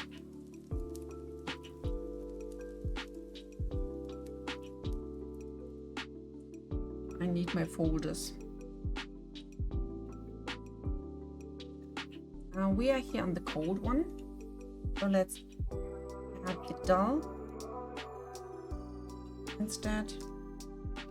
I don't think we need the modulator since this is already toned down.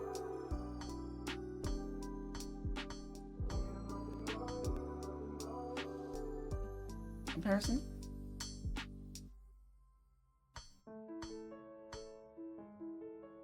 You know what? Let's bring the modulator back and make it a bit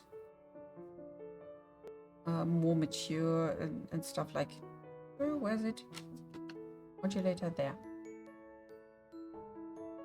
Boop, boop, boop, boop.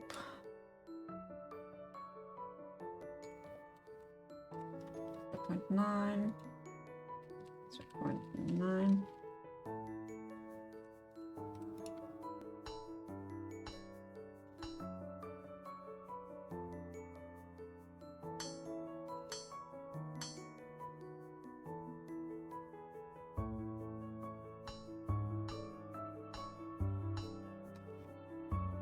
Yeah, definitely better. There's nothing more we can do. Continuation, etc. is all good.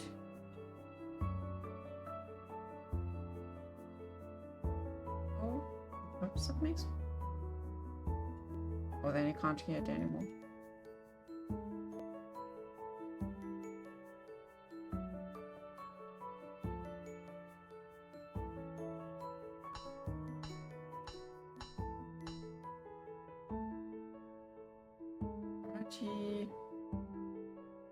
That's it.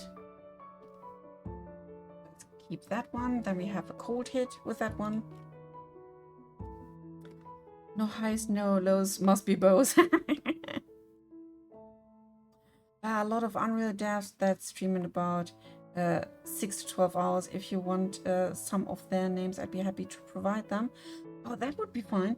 But I don't think I will be able to watch any streams after that because it's already late here and I'm doing my streams right before I'm going to bed.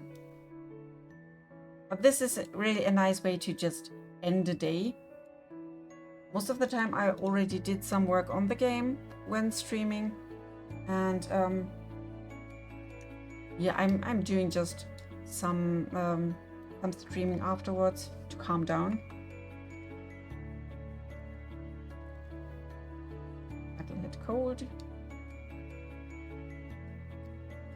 and force damage. We need to add something to the force damage and a perfect. I thought of maybe some sort of chimey sound when we are doing some perfect hit. Maybe a little, like a slight tint of a bell or something, so it's more shimmery in that sound. And when it's brute forcing, then we need to definitely have some sort of maybe cracking sound in there. Means I have to go back. Yeah, this is the hissing from the to halt. And we have a metal crack sound. Let's see. Breaking metal.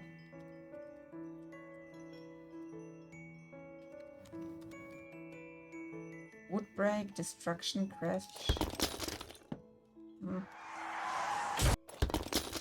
No?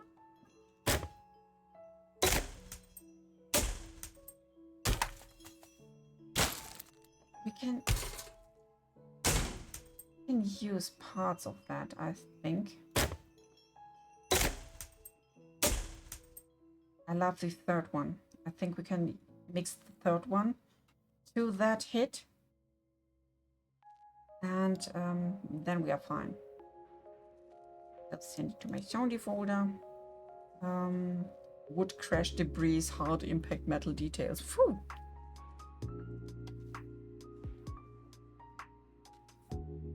Oh, that's my audio mixer again. A new one.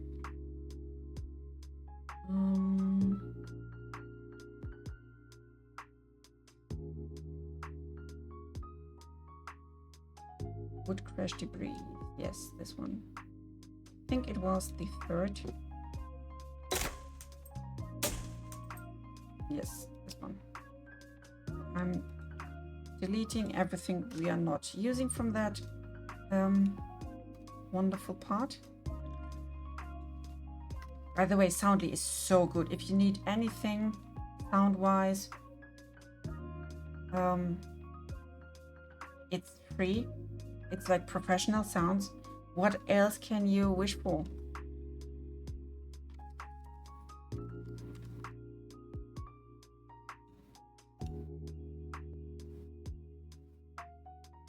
We are here in my folder again.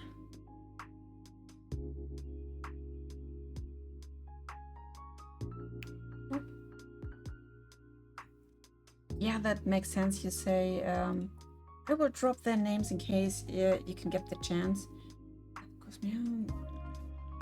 Megatron, Smash Buckling Fox. Amethyst makes games. That sounds cool. I will definitely save those names and then maybe chime in tomorrow. Thank you. Sharing is caring.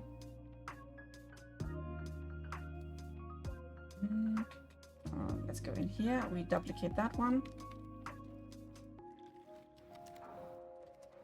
With force. I'm taking out the metal hiss. And we bring in the metal break sound. Then we have to see if we bring them together like this.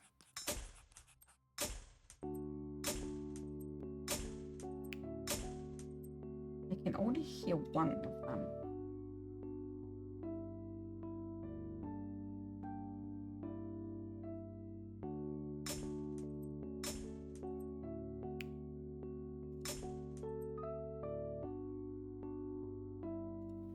Modulator. Oh, you are up.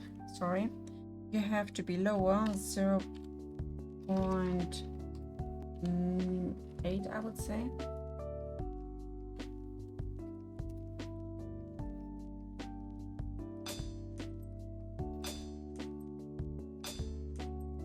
That's better. Stevery drawn. Okay. You're all very lovely people in the Unreal Dev space. Thank you. We can see their little ways of doing things and learn much more.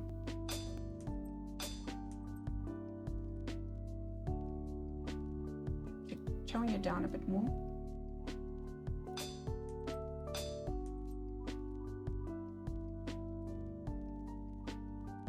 We keep you like that.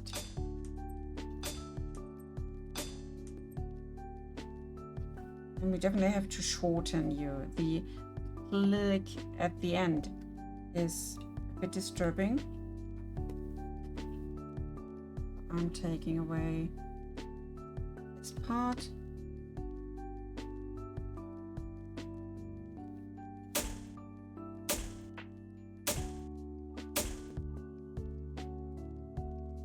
That could work.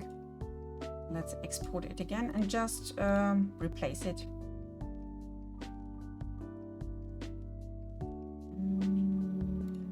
Break part. Export, yes. Override. Can I re-import it from here? Re-import, yes. And it's just this one. And you will get a modulator on your own. Because I want to make you sound lower.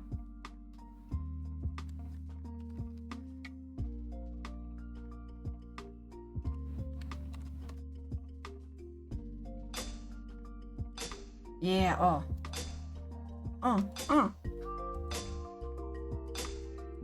You can really hear that it's off tune, it's wrong.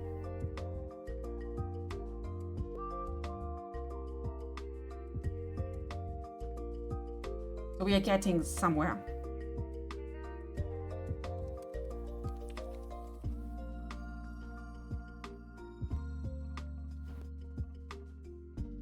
Oh, wrong window. Modulate with force. Last one we need from the sounds is the perfect sound. And I don't know what you think, but really my first idea was to add some sort of little chimey tune to it. Okay, Peter, what do you think? When you have a perfect hit while blacksmithing, what would be the best audio cue to make you feel satisfied?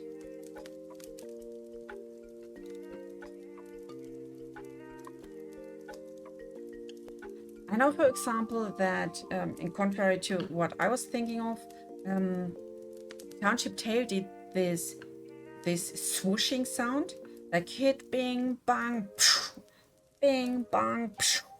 And then you knew that something good was happening. But we need a sound of our own now. Easier also asked.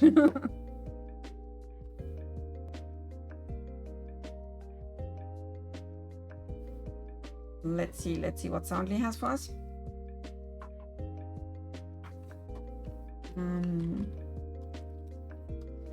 Time is maybe the wrong thing. Last impact.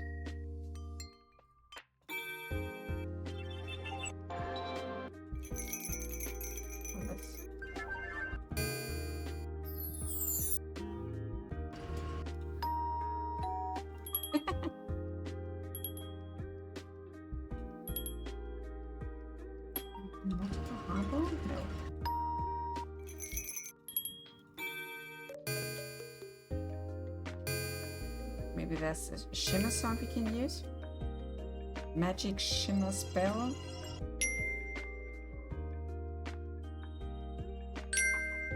Do you have someone for effects on your list? Oh, that's a good question.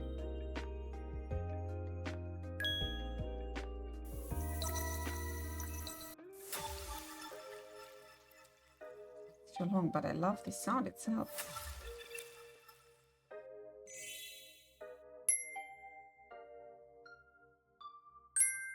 Let's look for magic, because this one was magic elemental.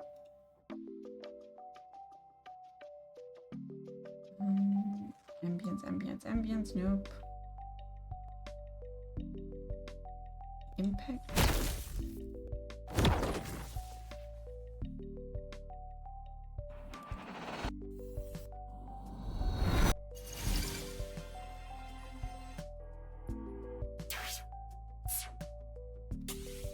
Water fire.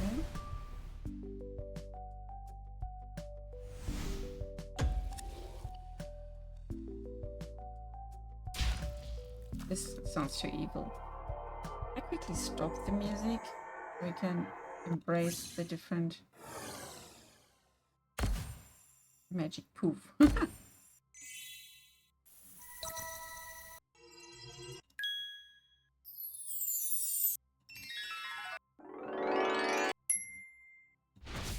Magic impact.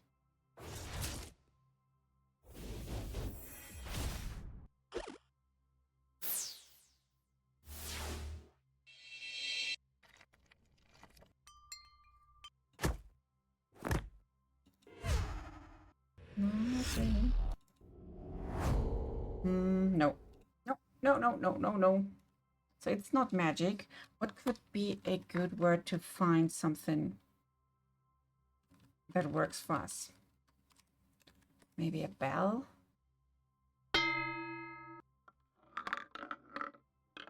Spells. Oh no, not this one. Undertaker's coming.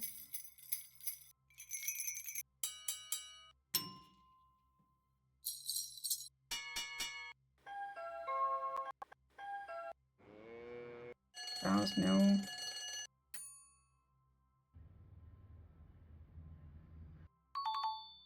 Oh no. Trains, no.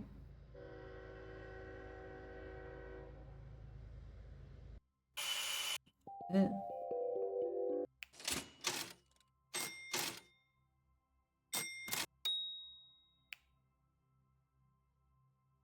Yeah, as I'm saying, I'm looking for something we can mix into a perfect hit. What are you searching? Yeah, if you wouldn't be just running off, then you would hear. I'm searching, yeah, kids' bedtime. I'll be there in a sec. Okay, so let's make a little break here because I have to say the kids a good night, and then I'll be back and we are continuing on the search for a good sound. Let's quickly, I will turn on the music again for you. Won't take too long, just 2 minutes, and then I'll be back.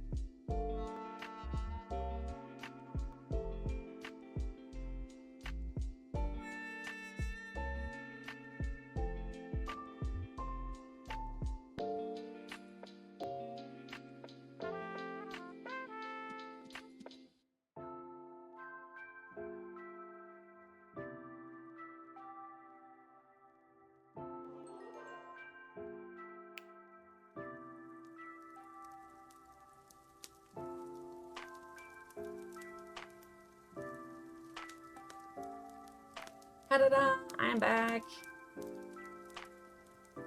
Let's hop back to Unreal Engine. Okay. Kids are in bed now. Maybe I'm just looking for the wrong thing here. Let's try to look for a ding sound.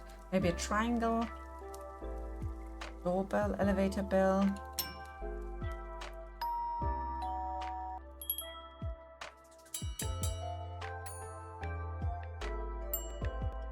Oh, not bad, not bad.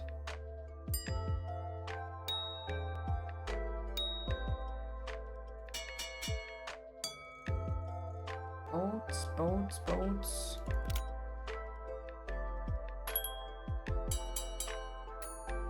That one was pretty good, the last one here. This one. We can do that maybe. Thank you, Zeki. Let's try this. Quickly download that. And cut it.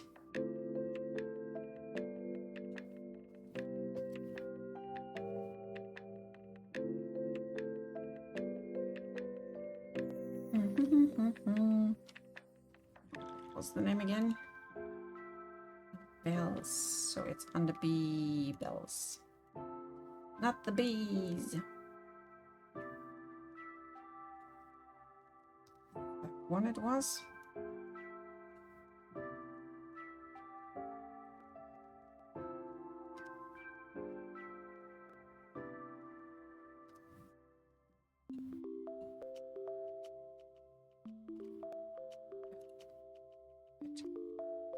More precise in the cutting.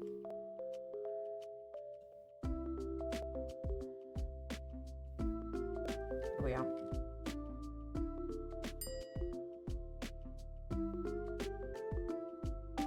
And export.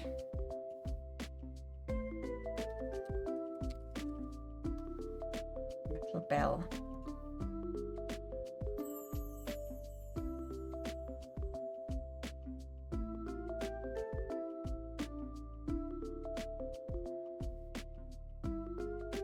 And you, my darling. Oh, we need a perfect.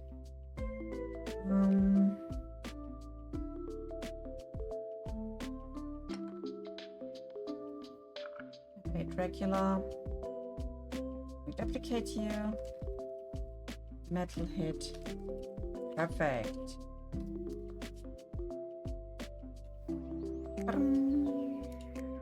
I need my bell. I'm going to mix into that.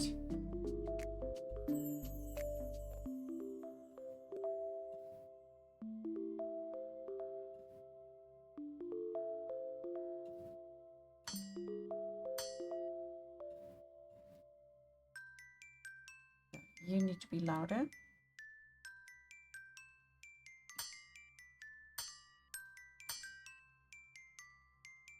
And you need to be higher a bit. So you're getting a modulator. And we pitch you highly up. 1.1 maybe.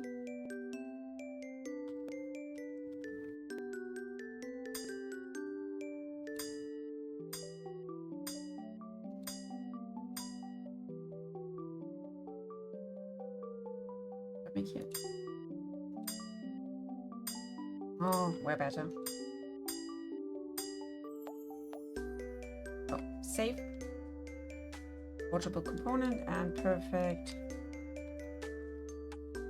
Magnet perfect. Then we got that. So we have different sounds.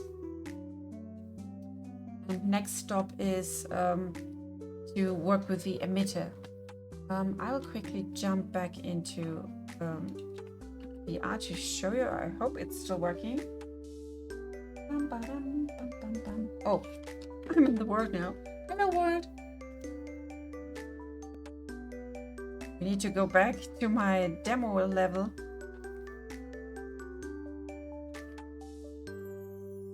But this time it's way, way faster to load in. Levels, testing world, yes. Ba-dum, ba-dum, ba-dum, ba-dum. that is. Testing work, there we are.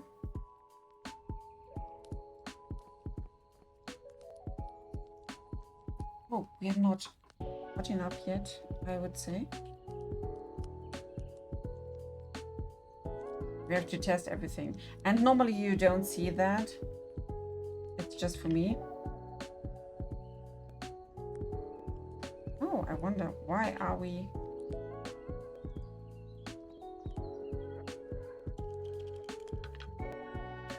Just for the testing. Do we get anything here? No, not yet. I have to quickly check if we are on this server or client.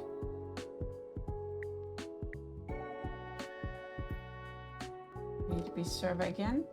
So our model will track even better. And then let's have a quick check on the things that are going. So we are starting, we are getting that hit detection. Oh, we have to start even earlier. The hit has to be heavy now. Like no just caressing the metal with our hammer. We have to hit it heavily. This will be part 1. Then we get inside here, get hit your location, get hit quality. If this one is not firing, then we will see why. Too hot, perfect timing, too cold. Multicast feedback, checking if everything here is well placed.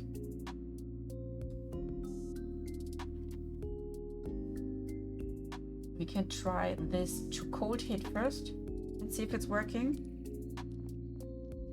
I'm having this one here, hitting it, and we don't get any reaction. This can be good or bad since we changed a lot. Maybe we are not getting to this feedback part yet. That's why I am making this print here. We are starting to print again. Whenever we don't know what's happening, we are printing like crazy. Show you 20 seconds. Because we can still have the issue that the sound and the spawn emitters are playing, but the location could be still wrong and we are then sending them elsewhere. We're going back here. In the Hammer A, we can for now deactivate that, just click that and see if they're doing anything for us. Hit it. We are sending feedback, as you can see. That's something.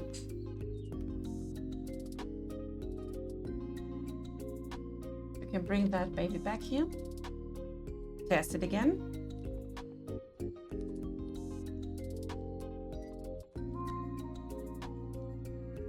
Sending feedback. But we are not hearing anything. Maybe, I don't think like that. It should be hearing that. Quickly pausing the music so we are able to hear the in-game sound, hopefully. Yeah, I can hear a slight crackling sound from that position. So that means it's not their fault. But we can go into this one and we check for the hit location. So feedback is given. Let's have a debug sphere. Center is that one. Radius is like 3, for example. You're visible for 2 seconds. That's already enough. Then we can see where that baby will sit. If it's not near us, then we know that the location value is wrong or not set right. And as you can see, there is no fun circle in the close on, here. So, hate location global. I wanted to take that one. Get world location, get world location. This is the one that I was using earlier here.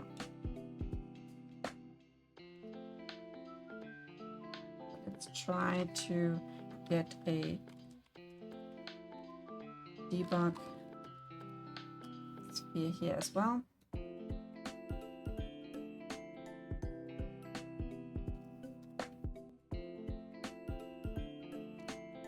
Seconds should be enough.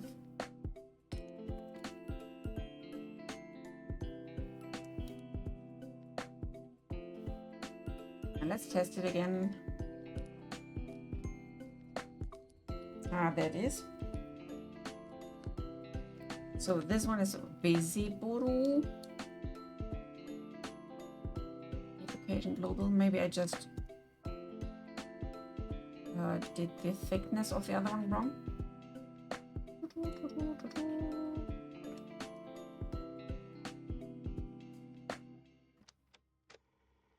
This one's not working, then we can try to get, nope, the location by numbers.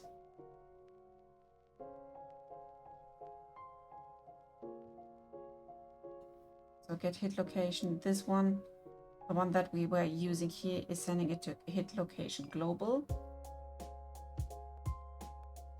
We are taking the hit location global as value.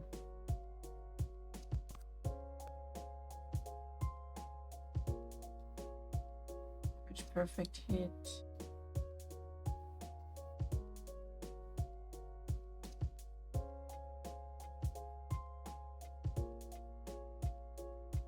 Is taken here as well and delivered to the other ones. So in that case we have to print. Maybe it's just 000 or whatever, and it's just elsewhere.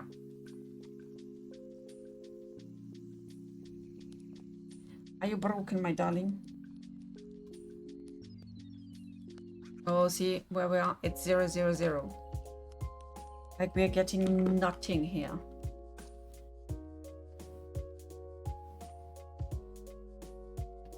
Possible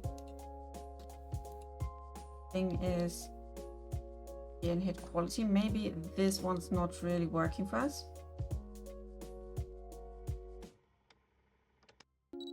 And let's be lazy.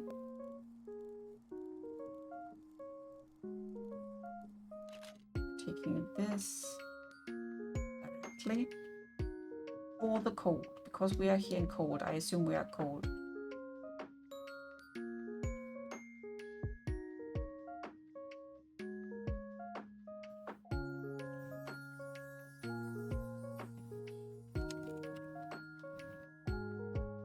Let's just write code here and test it again.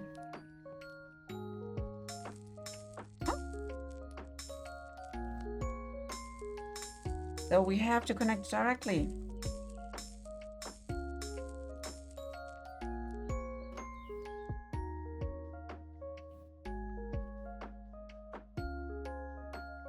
And as you have heard it, it was the wrong one.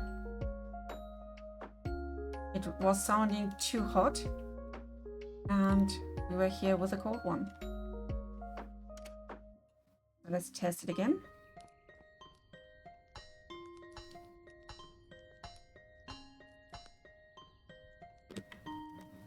Still sounding too good.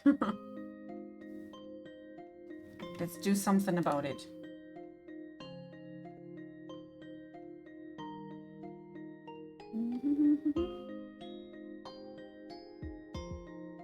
Enter that one, heat perfect. Modulator, please, more down.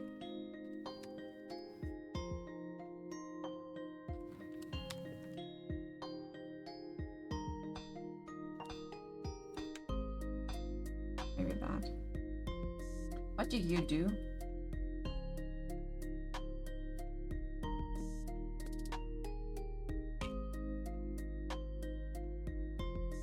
There's some sort of mixing. Changing active filters above.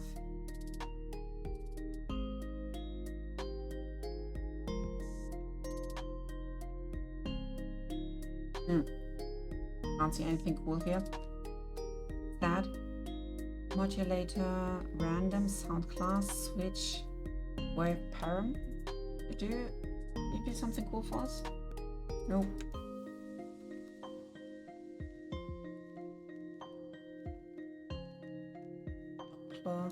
Oh, isn't that cool? Doppler IT.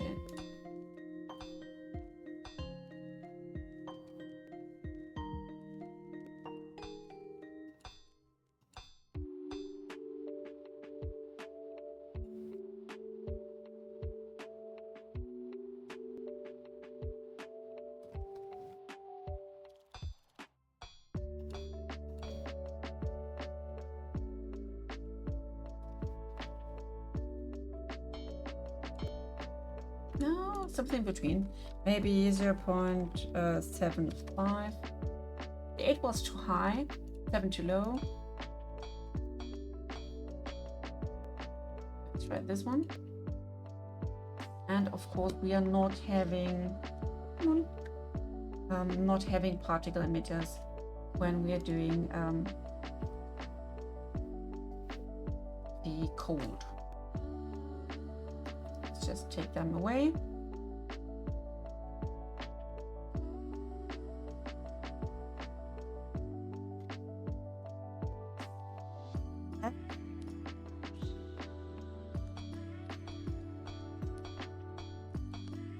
Yeah, that's good. I can delete now that one. Not needed anymore.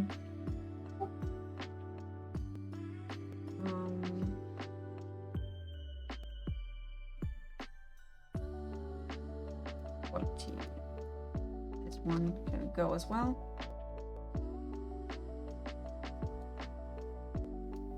Now we can test the regular hit. So the minimum should be, it was 500 degrees. So let's hop in and test it.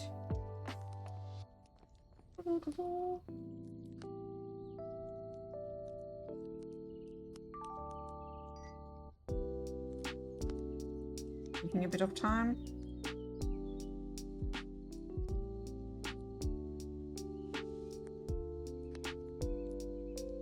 So he is still sounding too low. Let's check on that one.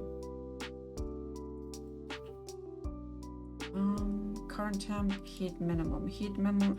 Oh, it's 700 here. I was too low. I thought it was 5. My failure. Let's go back and heat it up to above 700.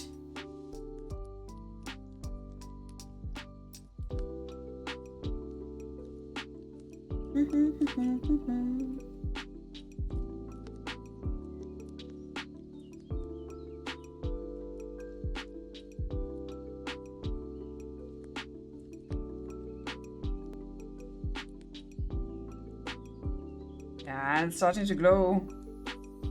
That's the sign. Oh, why are you? Have you seen it? There was an error. So it seems like we can lose the heat if we are unlucky. We definitely have to check on that, just to be sure.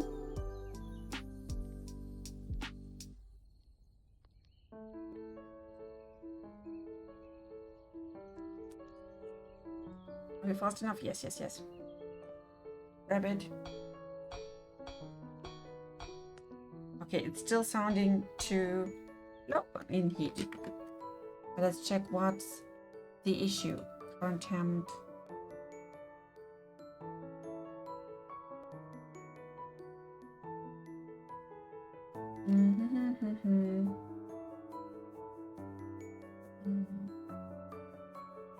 Quality damage, perfect temp hit.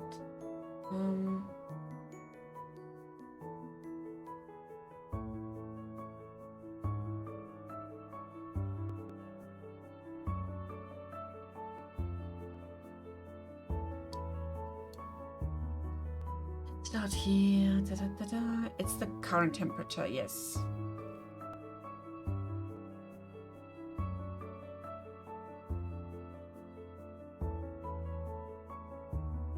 The current temperature is right. Means we have to go for our quality. Is on anvil is forgeable. Maybe we are not forgeable. Have to activate that one then, because otherwise we can't win that. I'm just taking this one already with me to be fast enough for my super cool hammering technique.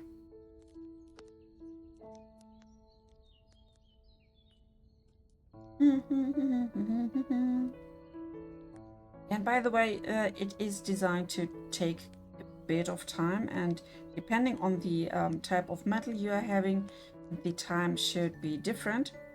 We have at least some sort of time to rest in between. Oh, it was already too high at start. I'm not hitting it anymore. Okay, but we got that. We can't see anything. Oh, that's interesting. Thanks for telling me. Let's have a quick test. Yes. Oh,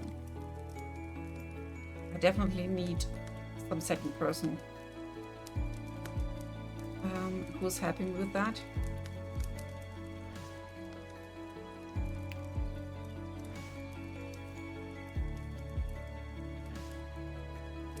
Yes, but I can't see it because I'm in game. So at some point we need some sort of editor helper.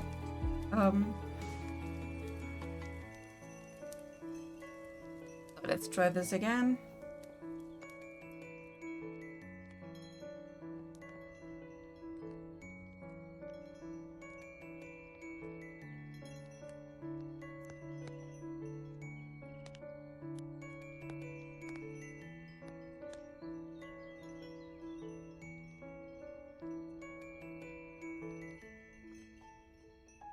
They're starting to glow. We should add maybe some more detail to the blade itself to show when it's too high. So right now it's already too high because we are above 1000. We should hear the hissing sound, and this is a normal.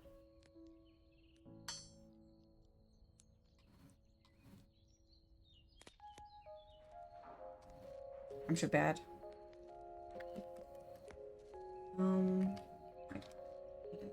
Stop that.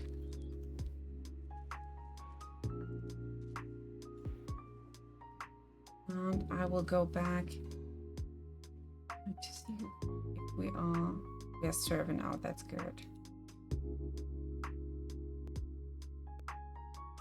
Okay, we are getting the regular. We are getting the too cold. Now we need to find some effects for the special types. I'm not sure if I can even do that heavy one, but we should definitely give them some different particle effects, which means I will go here. I will make a duplication of that. Let's call it hot. So this is the particle effect I was using for the normal hit, and I'm trying to change now its visualization, color by life. See if we can do anything modular editor color.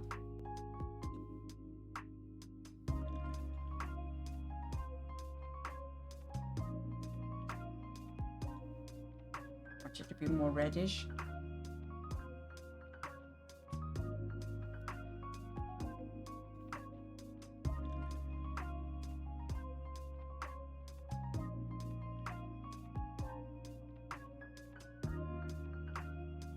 Initial size, acceleration, let's see.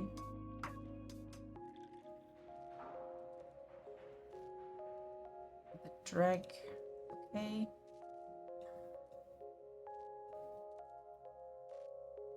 That's looking great now. It's darker. I think I like it.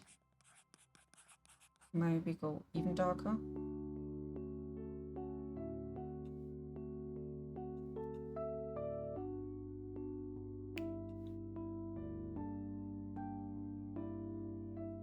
We're getting somewhere. So this one is done. Portable component, hot.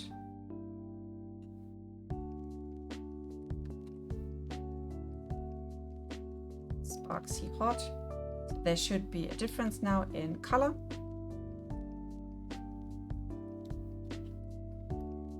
And I think we should do the perfect one just with white sparks.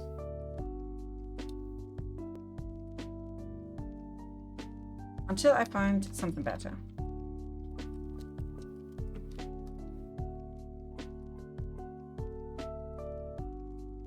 Color by life.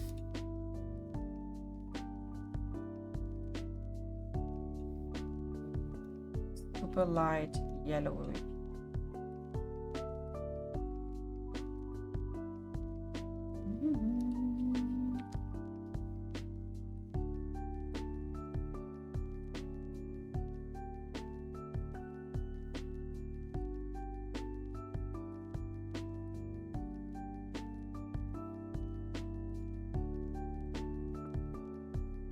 Try this. And maybe lifetime, just a bit higher for the perfect one.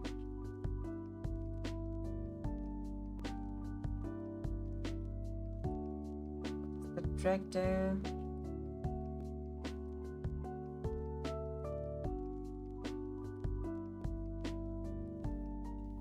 Is okay. Velocity cone is doing its thing. Velocity, let's reduce it maybe.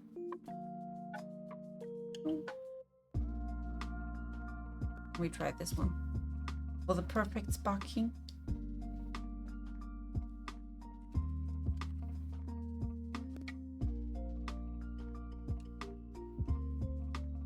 Let's see, are we able to get to the perfect? That is by quality hit, perfect temperature,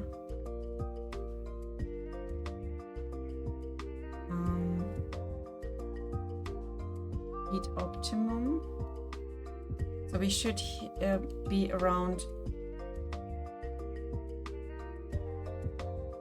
heat optimum 900. Should lie around 900.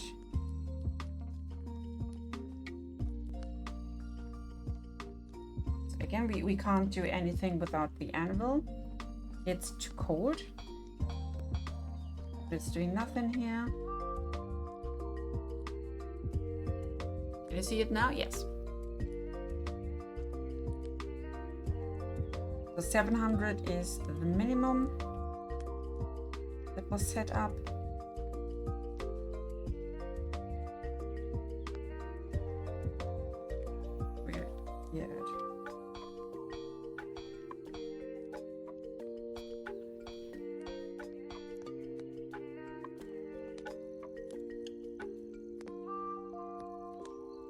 Was still sounding too low.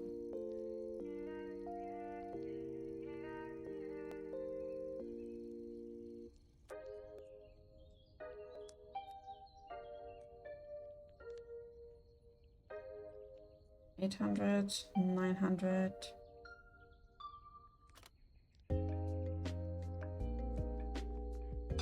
Oh.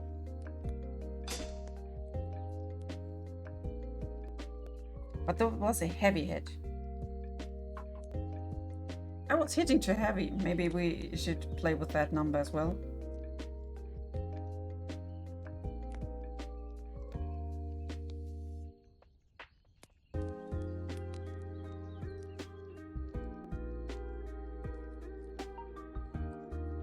Need to increase it, definitely.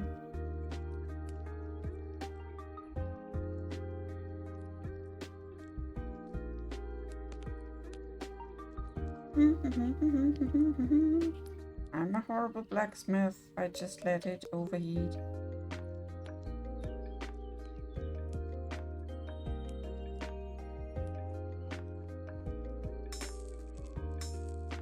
Yeah, it's redder.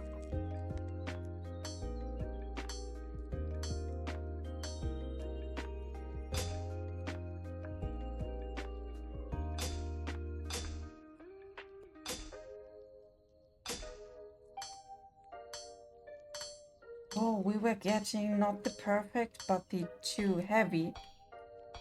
Ooh, but I love it. The difference between a good and a too cold and too hot is already fine. Perfect temp hit. Yes, we don't have that. Hit quality. Heavy hit. Make it over 800 then.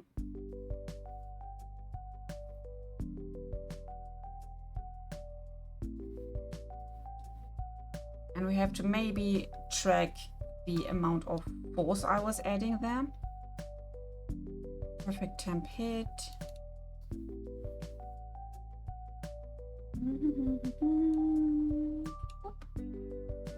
Hit location. Perfect. This one needs to be connected. And we are having this because we are able to add now to the quality a bit. Quality, get quality, plus. Say every perfect hit gives you 5 in addition.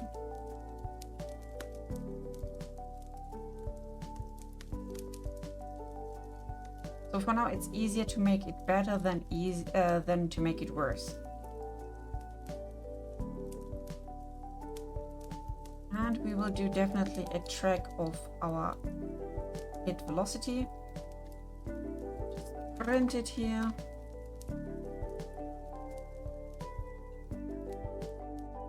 So we can see how heavy or how fast I'm hitting. I'm even trying to hold it somehow. I mean, it's just a blank I'm using to have something hammer shaped. But it's a start. And then we have to create like proper hammer shapes, design them, texture them, make everything nice and fine and beautiful.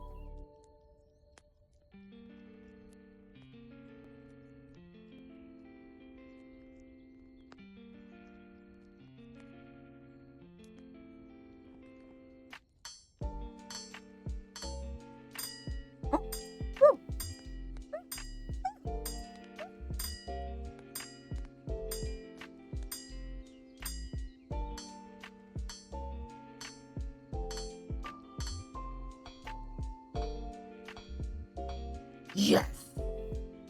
Twitch clip that! Oh, this is so cool!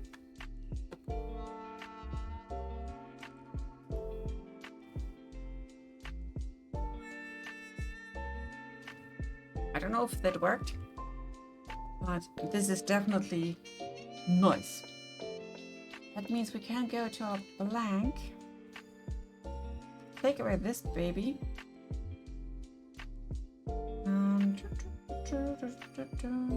Forgeable component, event graph, this one, multicast text. Let's take this away. We don't need that extra text anymore, since we already have now an optical and a sound cue to get a glimpse of what our blade is doing. This is so cool. This is so cool. Works way better than I thought. So let's get back into the game and try with our shitty physics stuff. I will add both hammers now. And we will try to hit something, even though we know that the collision will be horrible. And yeah, I will have to fix that off screen with a lot of time. You go here. Hammer goes here to sleep. And let's go in and try to move it when we are clients, so we can see the movement of the blade.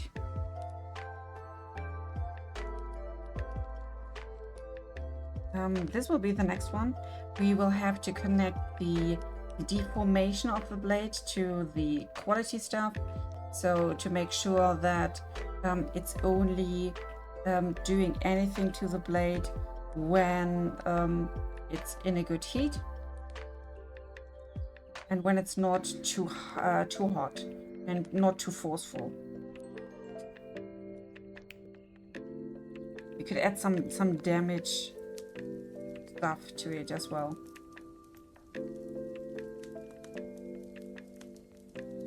So without any idea how long it takes, it feels like forever, but I know it will do. It will change color at some situation. No video again. Oh. Give me a shag. That happens when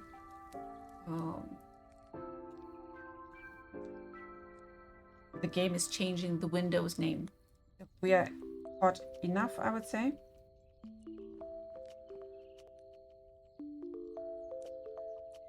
Don't do nothing. Maybe this one's broken.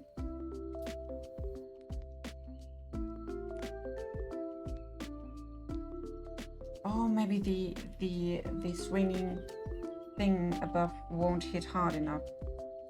So that's sad.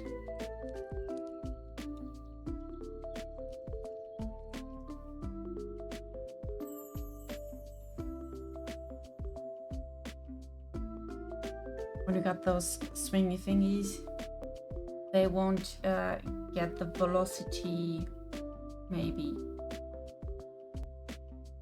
Or I'm just not hitting it properly. Oh, sad. So I really have to fix it when I'm on my own. What can we do next?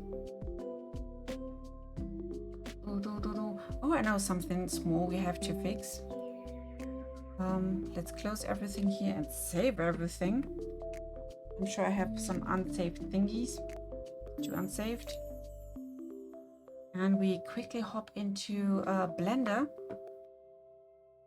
to fix what issue I got on the blade itself. Where's my Blender?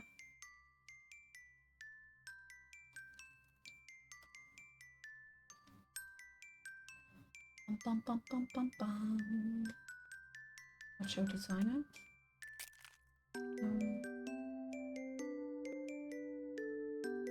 Blender.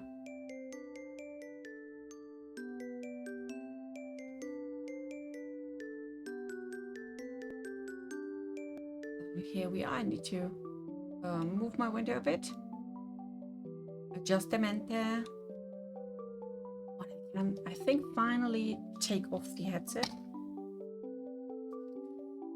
and speak freely to you. Ta-da! Oh, it's better to be like that. Thank you for what?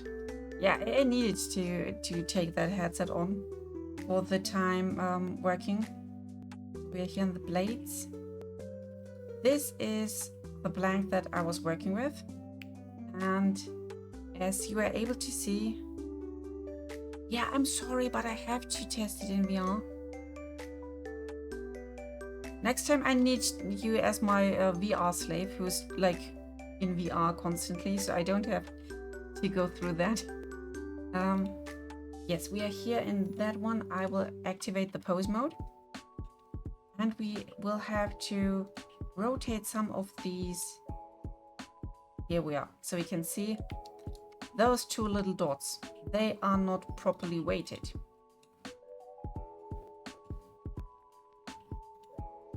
I go into weight paint mode. As you can see, there is a lot of red in here, but we are missing some red on this place.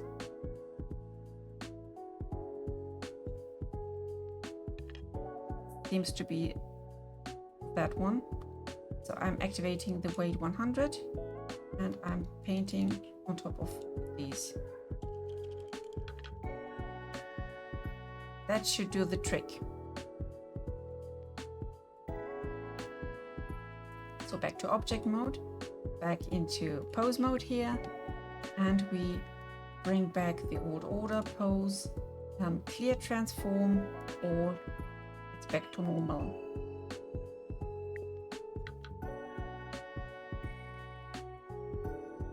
Object mode takes YouTube. And then we have to export as FBX. And I have my blank S. We take the armature and the mesh. Only selected objects.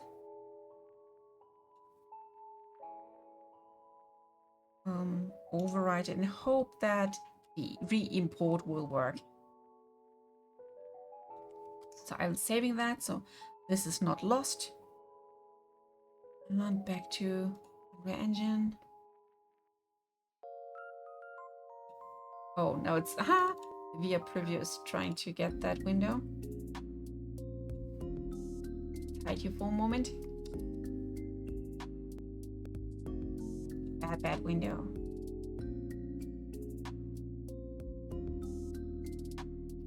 So, to my blank, I go to the skeletal mesh. We are visiting this one now. Thank you, Gizzy. Go here and I try to re-import base mesh. So it doesn't know where it is. I have to select the folder and let's see where it goes. I have a nice Google Drive folder for my meshes, so no matter what device I'm working with, I can find my stuff.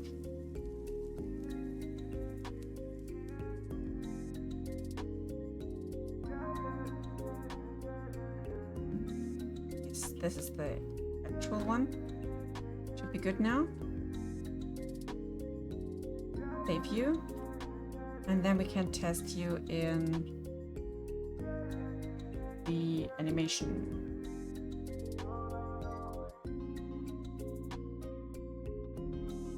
See? We don't have these little spikes coming.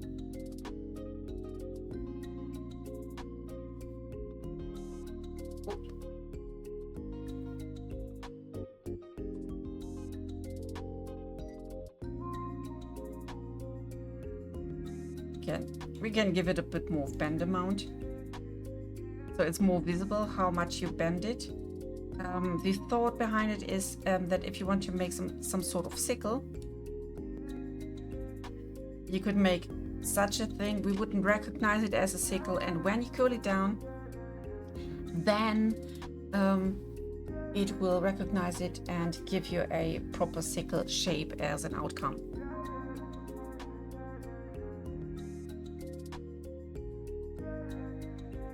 That's wonderful, that's wonderful. So this one is saved as well. Nice. Unreal Engine just, yeah, wibbly wobbly. Decided to shut down. Sweet. Love it. Question is there something we can still do today? I don't really think so. We already did a lot of stuff. We have the nice soundscape. I will do a little cut or recording. Maybe we do some extra recording now for the Discord, and then we can really call it today because we did what was inside of the scope of this little stream.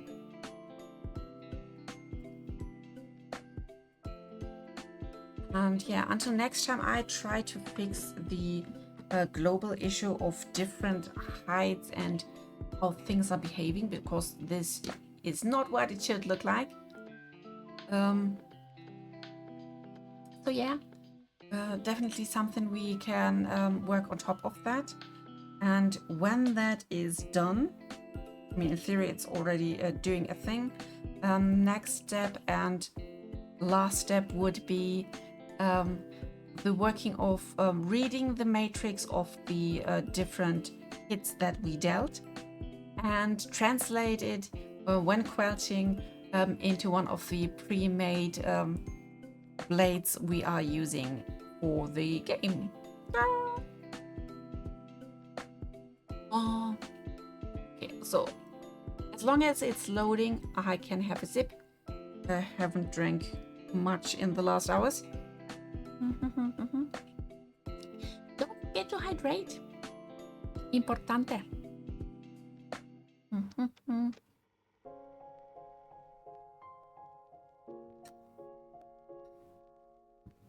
So, and we're back. Let's put on the headset last time.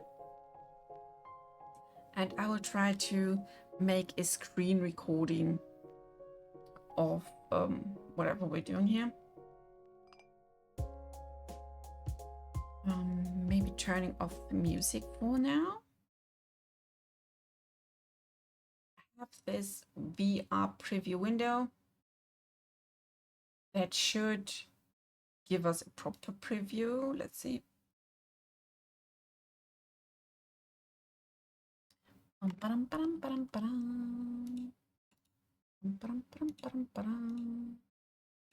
Oh, this one. Overlay. Or do we do that without? Let's keep it. Make it that big so people can see what I see. And I will record that separately. That is on. Yes.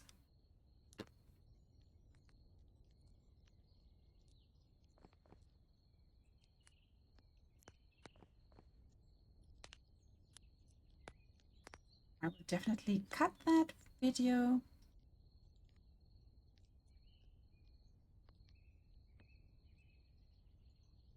People don't have time to wait and to watch me wait. The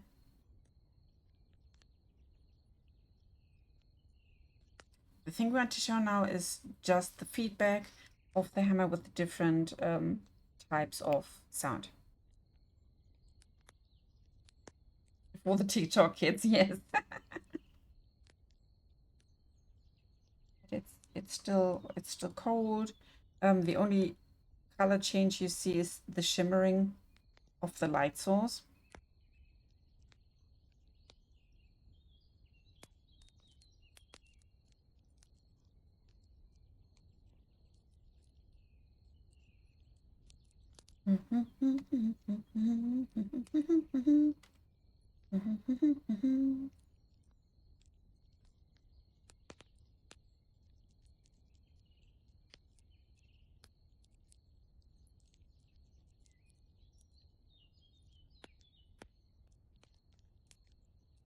And it's heating up. Give it just a bit more time. And here we go.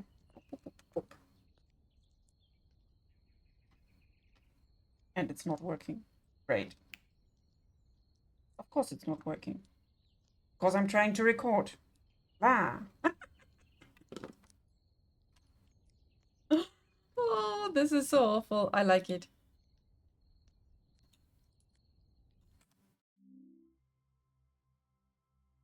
That's a bit too long. Yes, I said I needed to do something about it. Oh, my GPU crashed. Nice.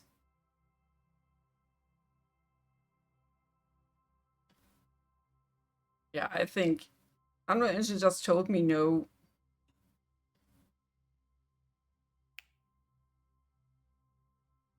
Back from work, look. Was tech stream props. Nice, nice. And I was trying to get my stuff together, but Unreal Engine just said no and my GPU was crashing. So let's wrap it up for now. I think Unreal Engine just doesn't want to work anymore in this heat. I thank everyone for being here with me, for enduring all the wait. And yes, if you want to be a part of that and you haven't already, be sure to just come over to the Discord and join our lovely community. And yeah, all I got to say is have a good day, good night, good whatever time zone you're. I love you all. Bye bye.